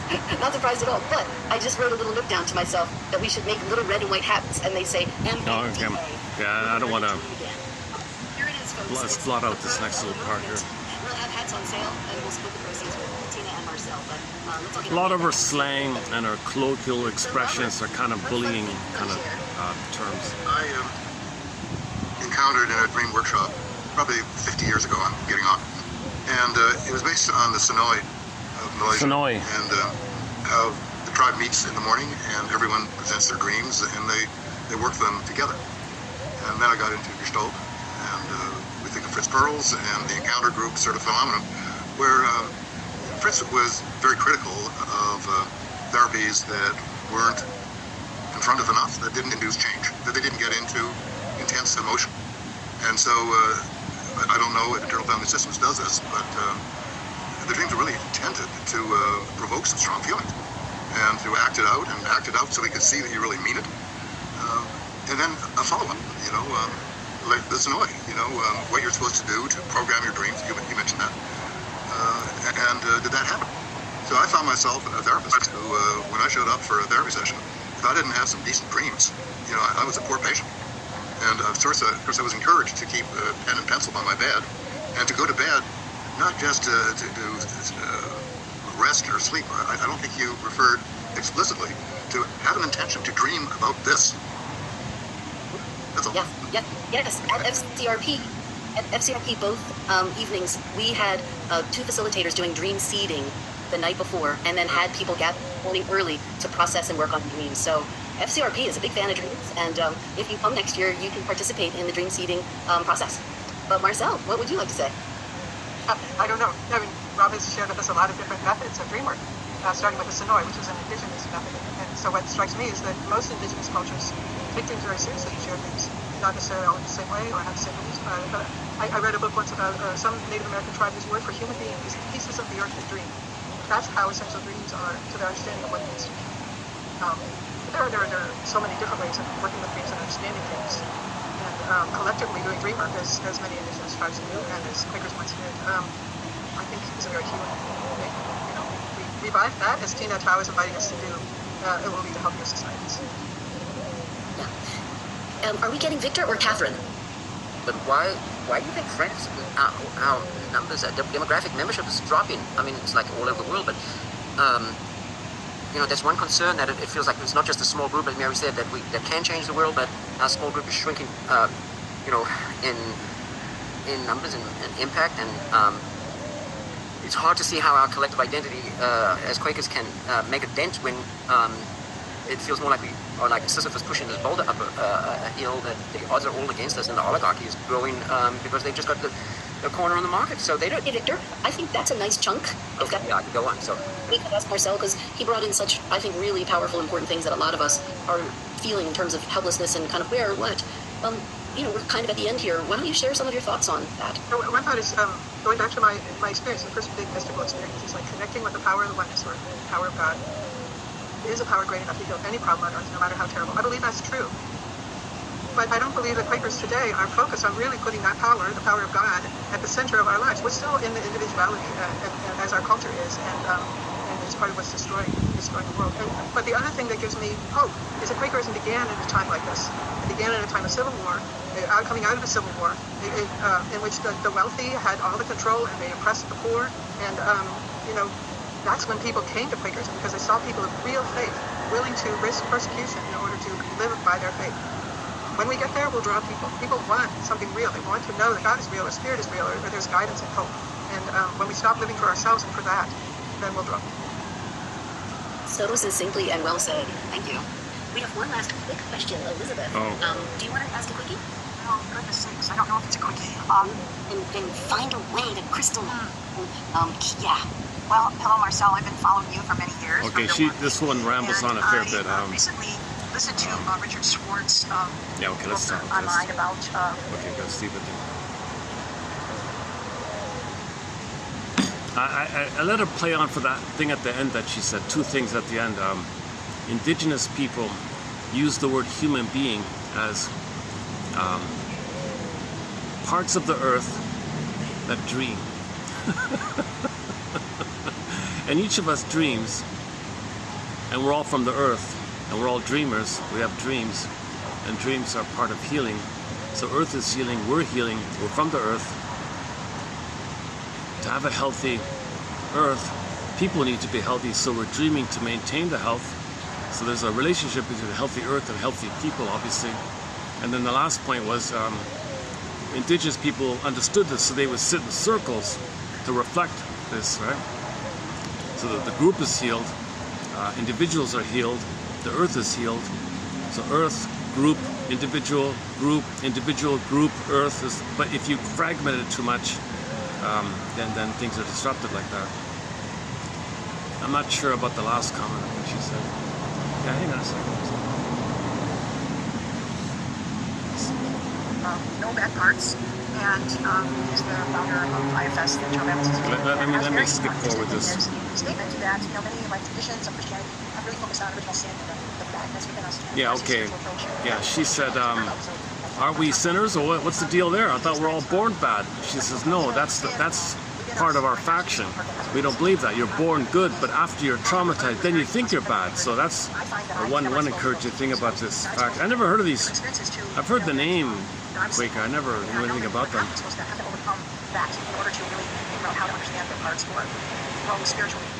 I just wanted to know if you had kind of thoughts about that. I know that Quakerism, you know, in a simplistic way says there's that of God in everyone, that we all have that capital S self, and that Quakerism, as well as Richard Schwartz might say, that's a communal space, not just an individual space. Anyway, I was just very touched that all of you were talking about all the same things that I was just hearing about.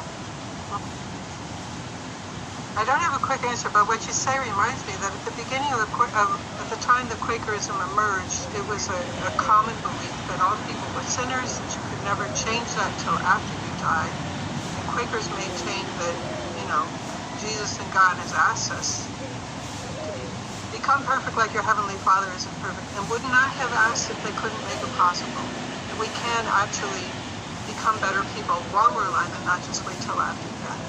And they insisted that everybody has this core of goodness, not essentially needs.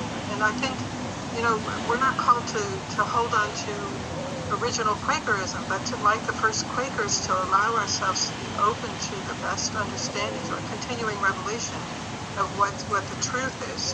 And so, you know, so people are come to this place where there are no patent parts, or understanding that every part of us, no matter how harmful it might be to others, is trying to help. But that doesn't mean that we can say there is no harm. Yes, there's harm in the world, and we can pass it, we do pass it on, we can pass it on, and in that sense, we want to heal those parts that are causing harm. So there still is a moral judgment, you know, in other words, yeah, she says it in earlier in the interview, the problems you see out there, okay, they all come from an underlying unresolved trauma, unresolved wounds, unhealed wounds, unresolved trauma, and the harm outside is coming from this. There's a link between your unresolved trauma and your harmful behavior on the outside. The harmful behavior on the outside is an expression, a manifestation, a communication, a rageful kind of a cry of the trauma within. Hang on. I think I have it here. Let's see. Do I have it here? Oh yeah, here it is. A lot of what's happening in the world, that's horrible. Oh, sorry. A lot of what's happening in the world is because of unhealed psychological wounds and traumas. Okay, so that go to 31:12 for that one. A lot of what's happening in the world is because of unhealed psychological wounds and traumas. In that same interview, she says it. Yeah. So she's, yeah, I just found her this morning. that part there. She's very diplomatic. She's very careful to get along with all kinds of people. The bully interviewer, you know, and delicately reframe what other people are saying. And she's very diplomatic. I found her. She's okay. Don't be open-minded to learning, and you're allowed to get better and better on. You're not permanent bad, and only when you're a goner. The metaphors, you want to. This motif of the death of your narcissism is the birth of your real self. That's a motif in fairy tales, religious stories like that. It refers to trauma. Myths, fairy tales, religious stories are metaphors for psychological trauma. And part of the trauma is not being able to see that. When you don't see that, it's called religion. If you see it, then it's called spirituality. If you see this, then it's spirituality. If you don't, it's called religion, basically. So she's coming from the religious world, but from the spirituals. Oh, hi there. Hold on a second. Hi. Yeah.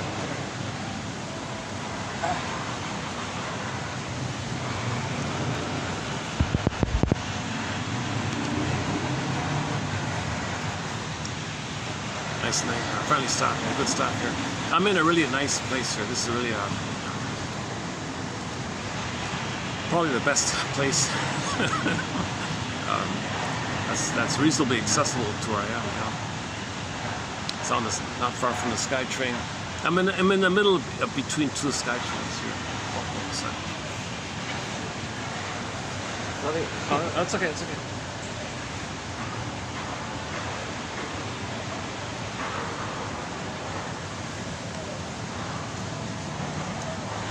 It's this sort of tucked away little on a cul-de-sac little events venue place, and it's got a lot of historical roots here. It's actually a historical kind of venue at the same time. A few decades ago, they made it into an events venue, weddings and company events, things like that. A lot of groups here,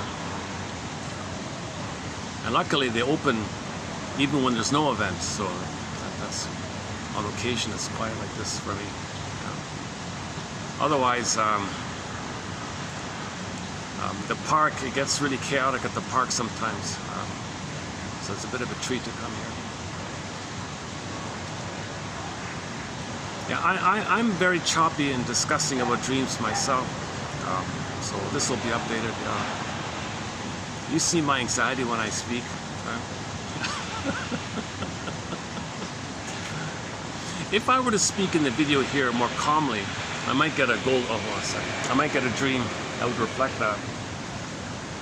So if I were to like learn from this dream discussion, I would try to be more mindful now and speak more from feeling now. And if I did that, I'd have a dream where there'd be gold in it or something. Oh, golden feeling. So we project good feelings onto gold for some reason. The shining sun, radiant, warm. So we associate feelings with gold and the sun and bright and gems and jewels and rubies and all this. We associate our soul with these kind of gems and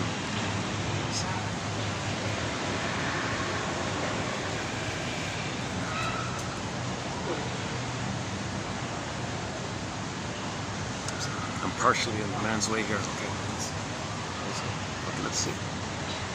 Okay, what else can we do here? So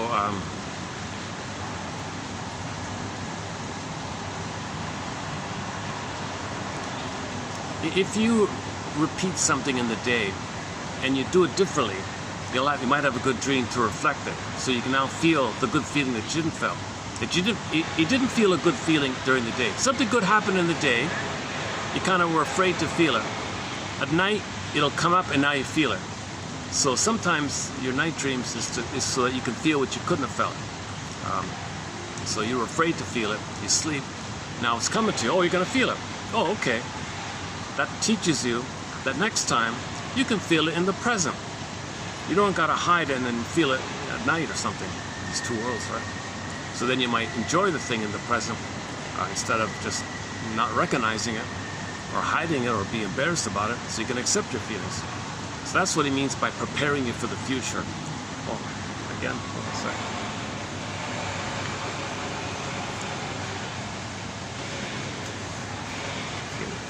don't I? Look for another spot here. One second.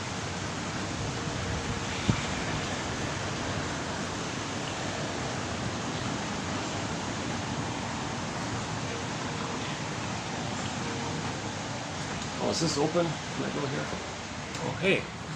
Oh, this is open. All right.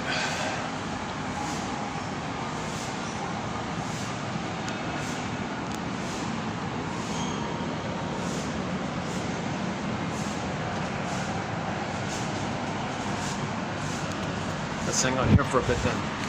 This is usually closed off. So letters, they're letters, right? John A. Sanford makes a big deal about this. When I say John A. Sanford, I mean the guy who wrote Invisible Partners and so on. He was interesting. His father was a minister guy and all that.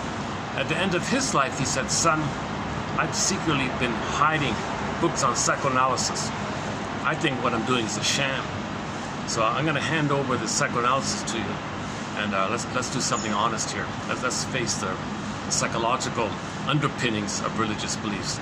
Let's look for the psychological roots of religious beliefs. So he would do that. So then he took all those religious stories and analyzed them, put them on the couch. So he offers psychological interpretations of these religious stories. He treats them like dreams, you treat them like fairy tales, you treat them like myths. They're all from primary process. Right? Faber did the same thing, Mel D. Faber and John A. Sanford. And a little bit from the Jungian.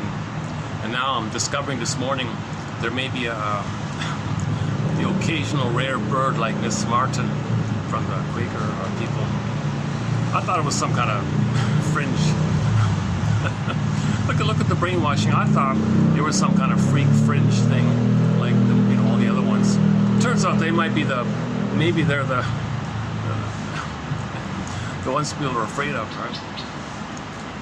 Now the reason I found them because I played Robert Bly recently. That lady, those ladies there posted that Robert Bly clip, and from them I found this Martin one. Otherwise I never would have heard of them. And that same people, they have some audio clips of Chinen. Very hard to find Alan Chinen, so maybe in the future we'll play some Alan Chinen. He wrote 4 books on fairy tales. Once Upon a Midlife, In the Ever After, Beyond the Hero for Men, and Beyond the Princess for Women. Now that 4th one got renamed. It's called Waking the World. And it's basically, he calls them middle tales or elder tales, fairy tales for adults, people in midlife.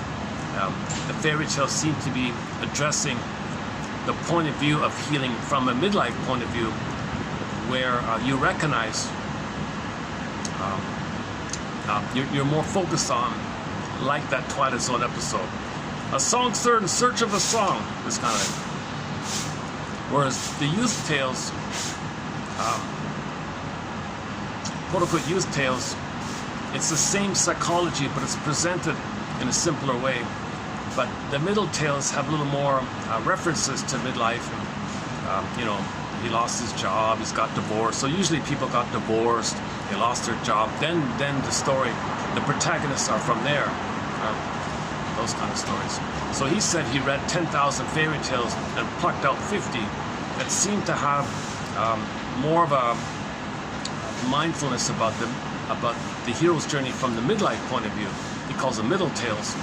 So it's unique. And the good tales, excellent tales. Stubborn husband, stubborn wife, The King and the Ghoul, Go I Know Not Whither. His favorite one is, what's it called again? Brother Lustig or something. So it's pretty interesting. So out of the 10,000 tales, he plucked out 50 and put them in the 4 books. He did that in his 30s, so his commentary is kind of limited. But they're good tales. But some of the audio is by those people, those Quaker people.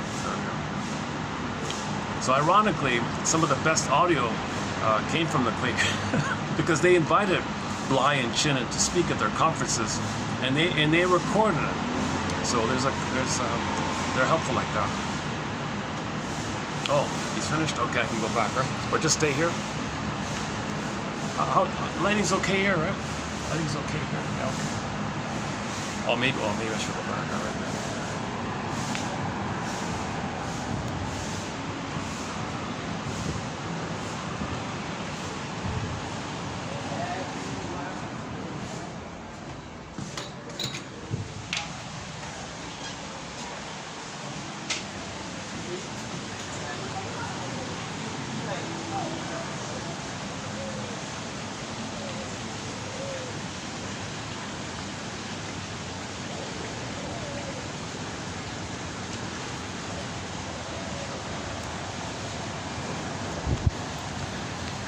The quotes below I've discussed already.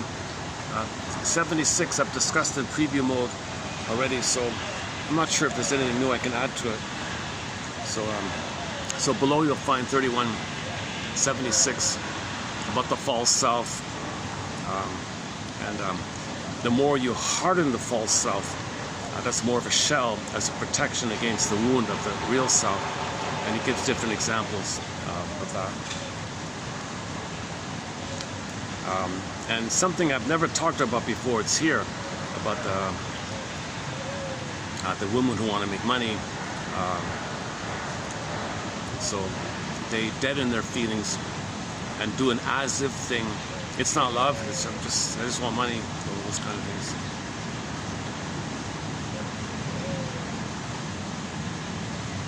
Okay, the split, the mother-mistress split is in here. The divorce between physical love and tenderness is not the result. Oh, hang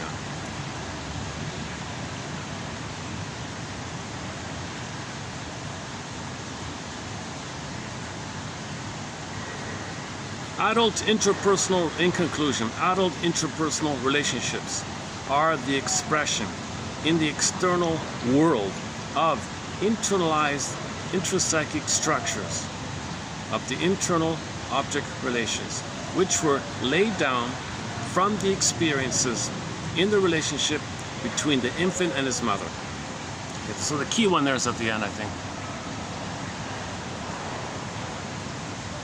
So if the internal psychic structures, mother hurt him, he's rage, makes her a monster. But split, denies it, she's got to believe he's good. The God is now got either or in the mind. So any kind of philosophy in life that's kind of either or. When I agree to your agree, you know, that's a reflection of the inner state.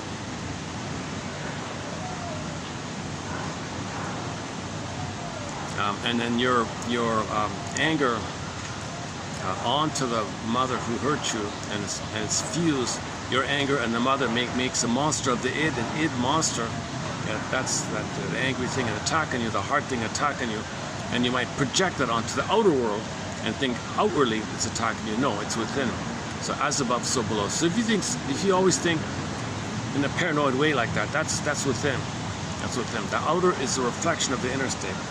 Adult interpersonal relationships are the expression in the external world of internalized intrapsychic structures of the internal object relations, which were laid down from the experiences in the relationship between infant and the mother. Human connections lead to neural connections. The interpersonal leads to the intrapsychic, the schemata, the template, the schema, the internal working model. My God.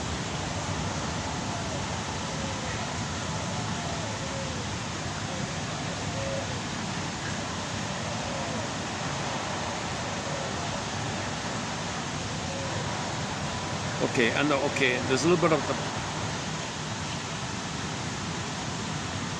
Yeah, I'm not in the mood to run through this, but some of this is about the false self, maybe based on as-if personality, the I, not I mechanism. This is an old quote from 100 years ago. The I, not I mechanism called the as-if personality. So it's a pseudo thing you make up. That's not me. If I don't feel, then it's not me. It doesn't count. Okay, you're really... Then you're then back to the Twilight Zone. You just shot your soul like that.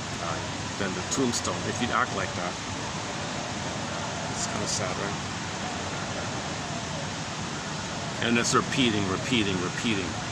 Yeah, that's a good episode. Interesting that Rod Serling the final message Rod Serling left after those 5 years of excellent episodes. The last one was that one there.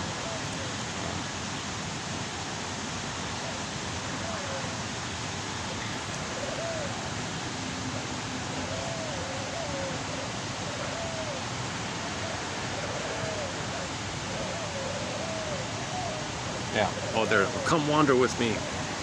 Come wander with me. Season 5, episode 34. Opening narration. Floyd is a songster in search of a song. And he's about to answer the age-old question of whether a man can be in two places at the same time.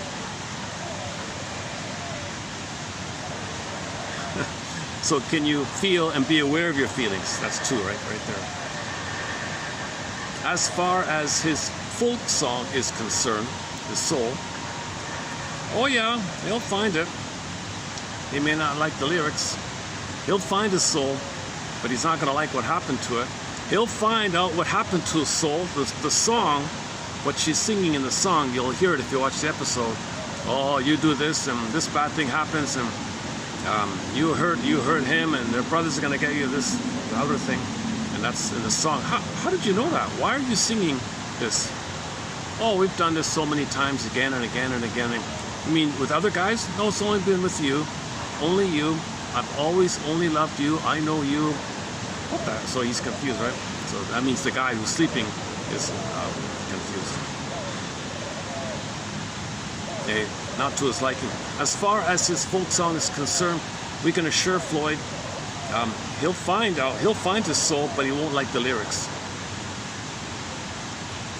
But that's sometimes the case when the words and music are recorded in the Twilight Zone.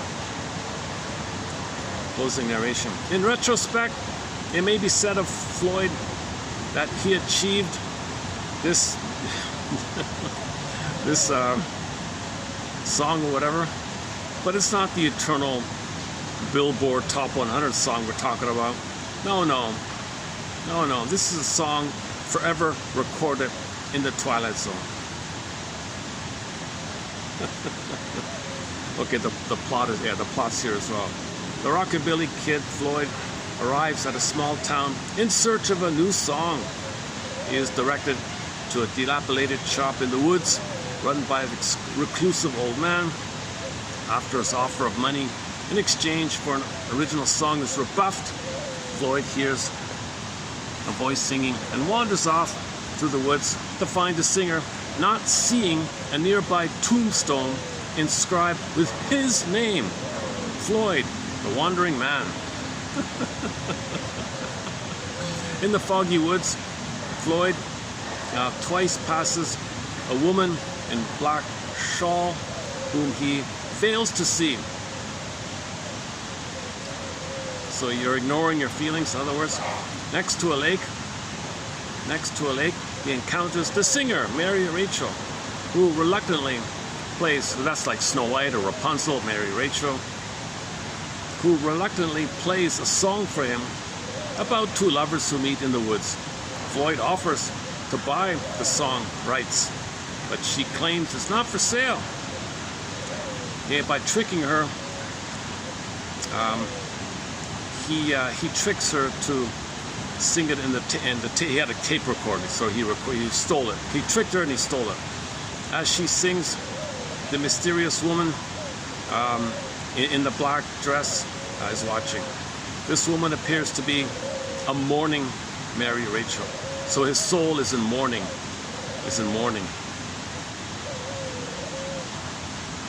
And he's always unaware of it. He's always unaware of these things going on. Sometime later, okay, so his anger at his mother is called Billy. Billy shows up, and he doesn't understand it. The anger increases. His anger is increased. His mother rejected his anger. He fought back. So maybe he bit the nipple, and mother attacked him, and he's enraged at her and rebounded in himself. So he got this They got to, in other words, there's a big fight between the baby fighting with the mother, mother hitting him, mother biting him. This kind of back and forth, you see it in the story between these Rayford brothers. Okay, and it goes, so there's a drama like that. And as this drama is taking place, the song reflects it. A new verse reflects the event that just happened. Oh, you did that beneath the old willow tree. Oh boy. And this foreshadows trouble. Floyd runs off, dragging her with him, while she tries to convince him to stay, to stay. Mary Rachel sings a new verse of the song where the brothers find it out, and they're gonna get revenge. Floyd prepares to run away. No, stay, things will be different this time. She implies that these same events have occurred many times before, but when he suggests that she has been with different men, she says, no, it's always been with you. This happens again and again and again. It's always with you. There's no other people. I'm your soul. I'm your feelings. Feelings are in your body. The body has only me. Every body has feelings. The feelings aren't in other people's bodies. Come on, get with it, dude. As Floyd runs away, she sees her in mourning again. All right. Floyd makes it back to the shop in the woods. The old man won't help him. He attacks him. So again, the chaos is continuing. And finally, he's a goner. And the camera returns to the tombstone, like we saw in the first scene, thus fulfilling the prophecy within the song that Floyd would be a goner. In retrospect, it may be said that Floyd found his song, but it wasn't the top Billboard song of the year. It wasn't the song of the year. It's not on the top 100 list. It's not more than a feeling or whatever. It's not, Julia or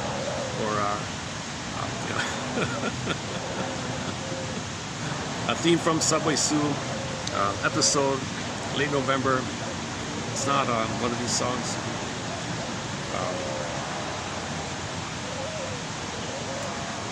Or maybe a Steve Perry song, I'm not sure. It's not one of those songs.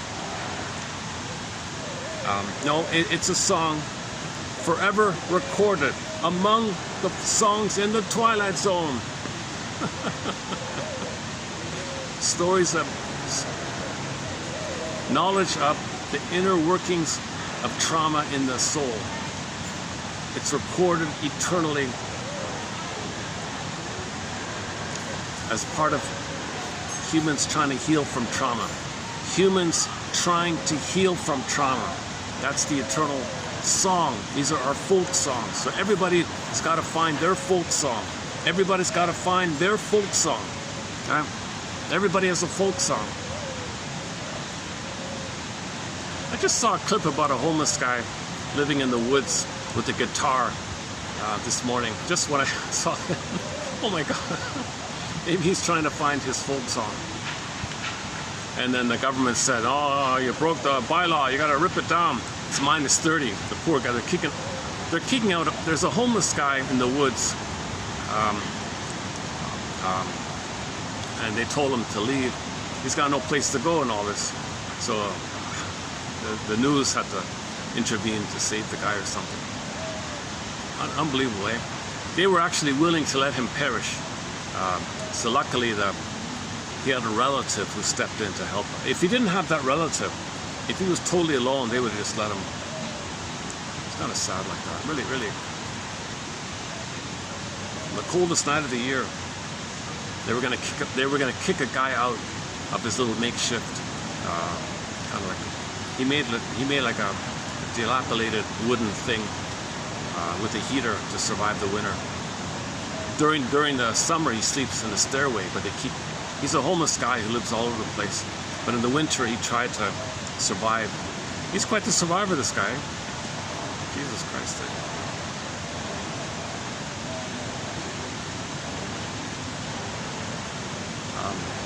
The government officials said Well, you can sleep in the park, but you can't have any structure or heating or anything.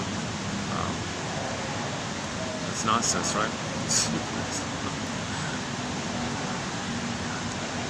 Whatever his problem is, whatever, he has a right to a house. Everybody's got a right to basic needs, right?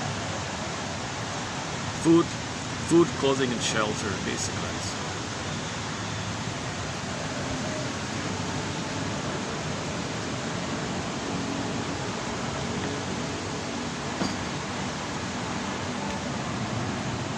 What do you say, bird?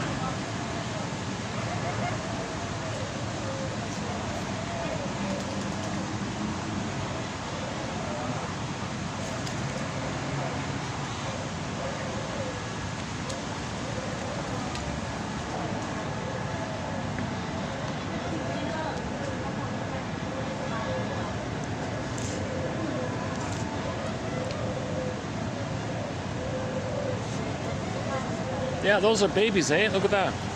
Oh, there's a baby. Oh, there's a baby. Oh, I see. The babies. Oh, sorry. The babies seem to. The babies like to hang out near the fence, huh? The smaller ones like to kind of hide out here, eh?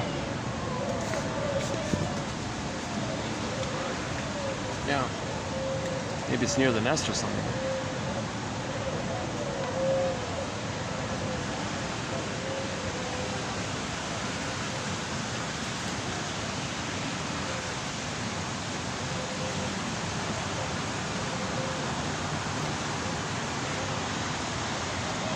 Okay, submit. Okay, your mission submitted for your approval and consideration. Like they say in the Twilight Zone, is to view this episode.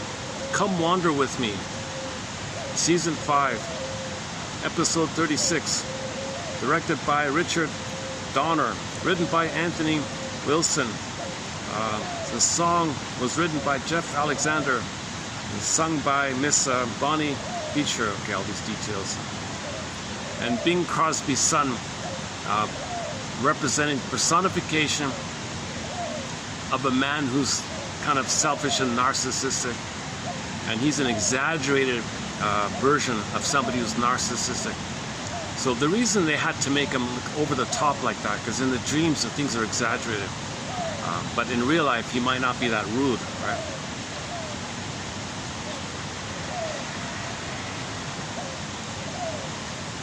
If in real life that guy is like that, then the character within would be even worse. It wouldn't even look human, maybe. It'd be like half animal, half human or something. It'd be a chimera thing. It'd be more regressed and more enraged or something.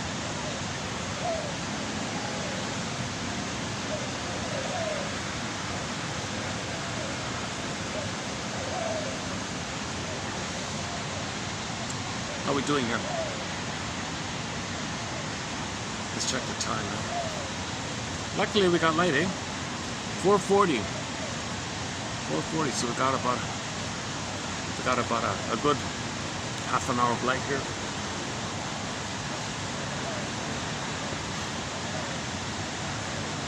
You know what that interview, it's good because people come in with questions. It really brings up stuff, right? That guy at the end asking about the indigenous, the Sonoy indigenous people, that brought out in her, Miss Martin, about that quote that humans are from the earth. What comes from the earth that dreams. You came from the earth and you dream, bingo, you're a human.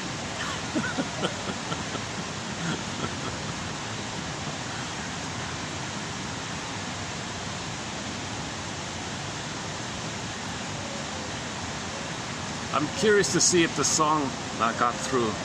Come wonder with me.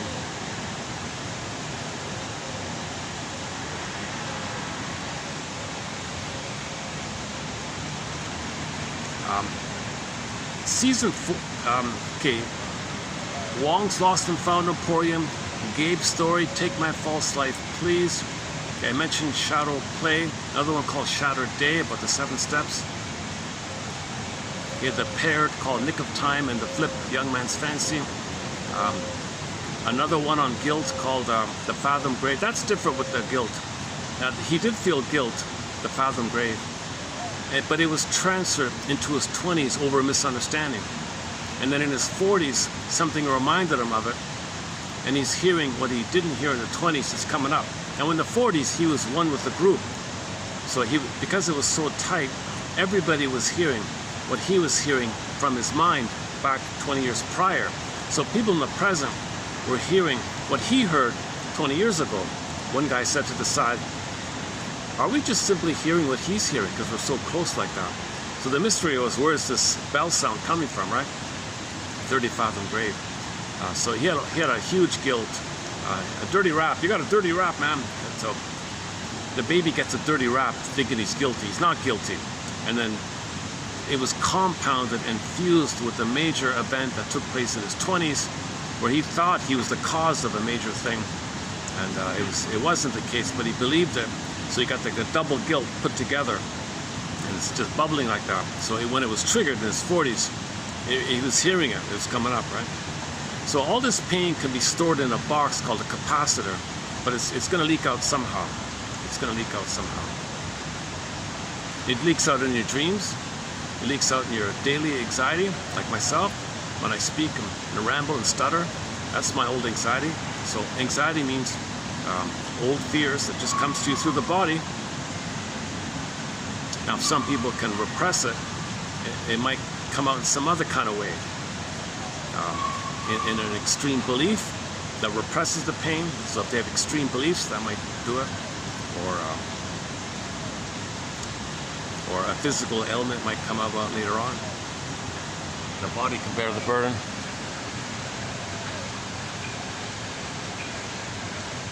Or lifestyle, or manic behavior.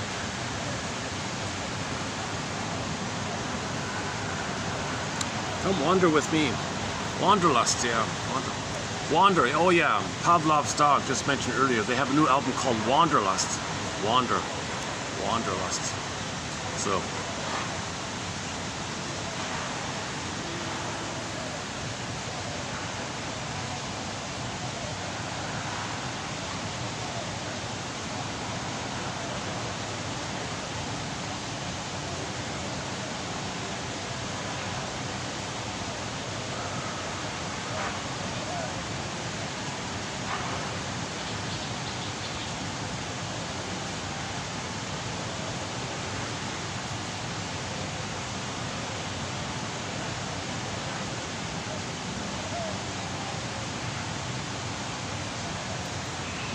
Oh, here it is here.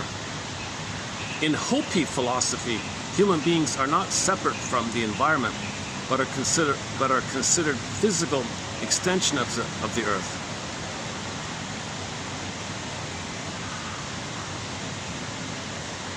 All right. So indigenous people think we're expressions of the earth. We come from the earth, and we dream. So we call ourselves human. Look at that, eh?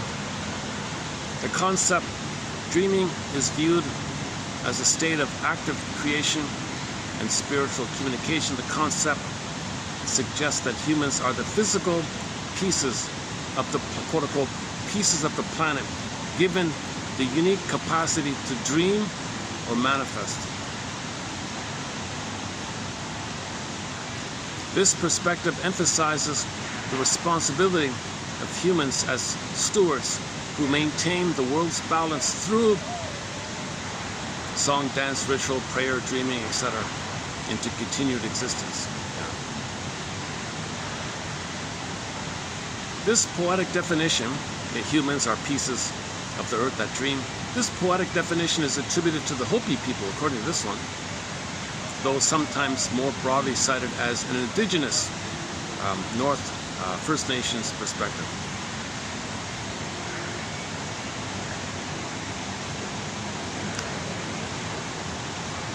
When I searched for this earlier, it had a better, it showed up better. For some reason, I'm getting a different here.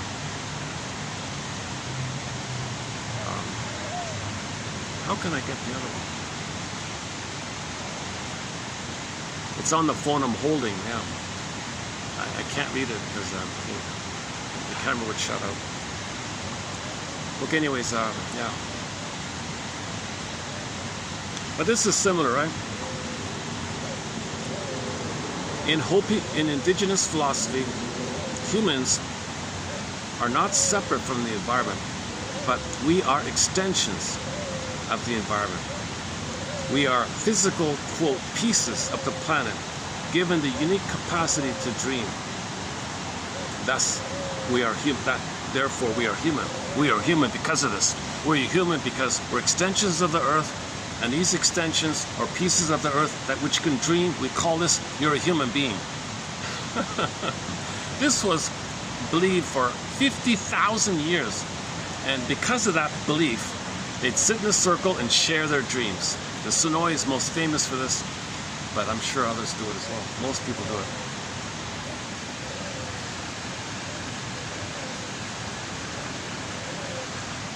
Why don't we play a song about, let's pick a song about dreams. Rick Sanders. Okay, Rick Sanders, what about Rick Sanders? He's got a song called The Dream. Oh, he's got a song called Dreaming. Rick Sanders has 2 songs on the theme of dreams. One called Dreaming of the Man I Used to Be. I'm dreaming of the man I used to be. It's about nostalgia and all that. And the other one called The Dream.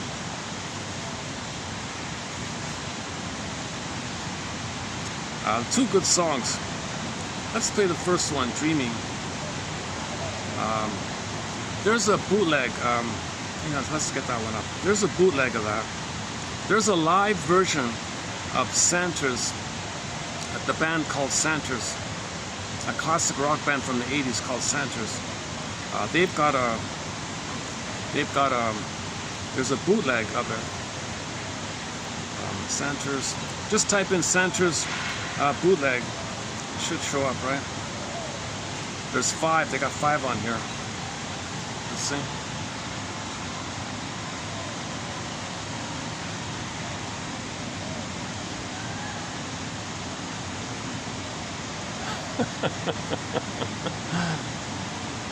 Oh, invalid response received. You're kidding.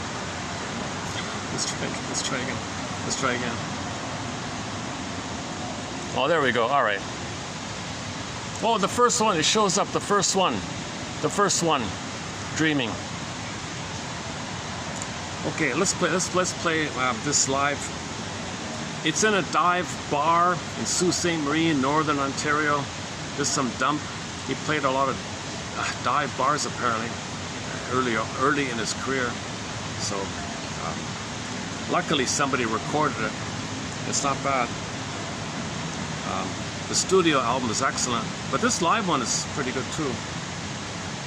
Dreaming. So this one's just about nostalgia, dreaming of the good old days. So yeah, sometimes your dreams are compensation. Like if you feel unimportant and lonely, to get your homeostasis, you might dream of when you felt loved and important, the good old days, dreaming of the man I used to be. Then you get the chemistry, you feel that, to get the chemistry, to get your homeostasis. So dreams can compensate for what's lacking in your daily life. So if you don't have much love in your daily life, you might have love dreams or something. Right? Or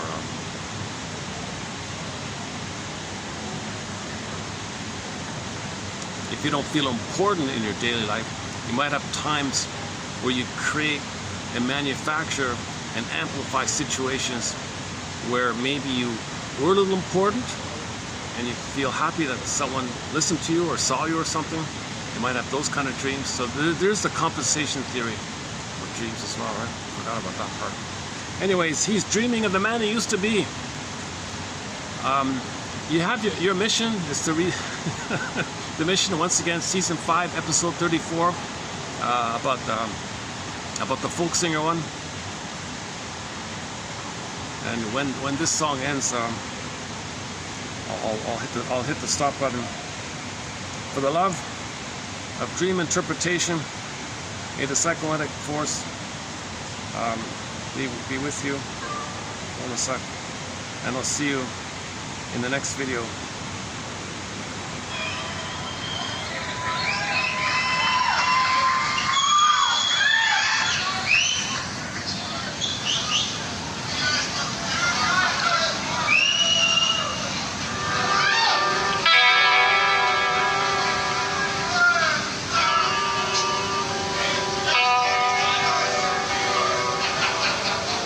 think we do.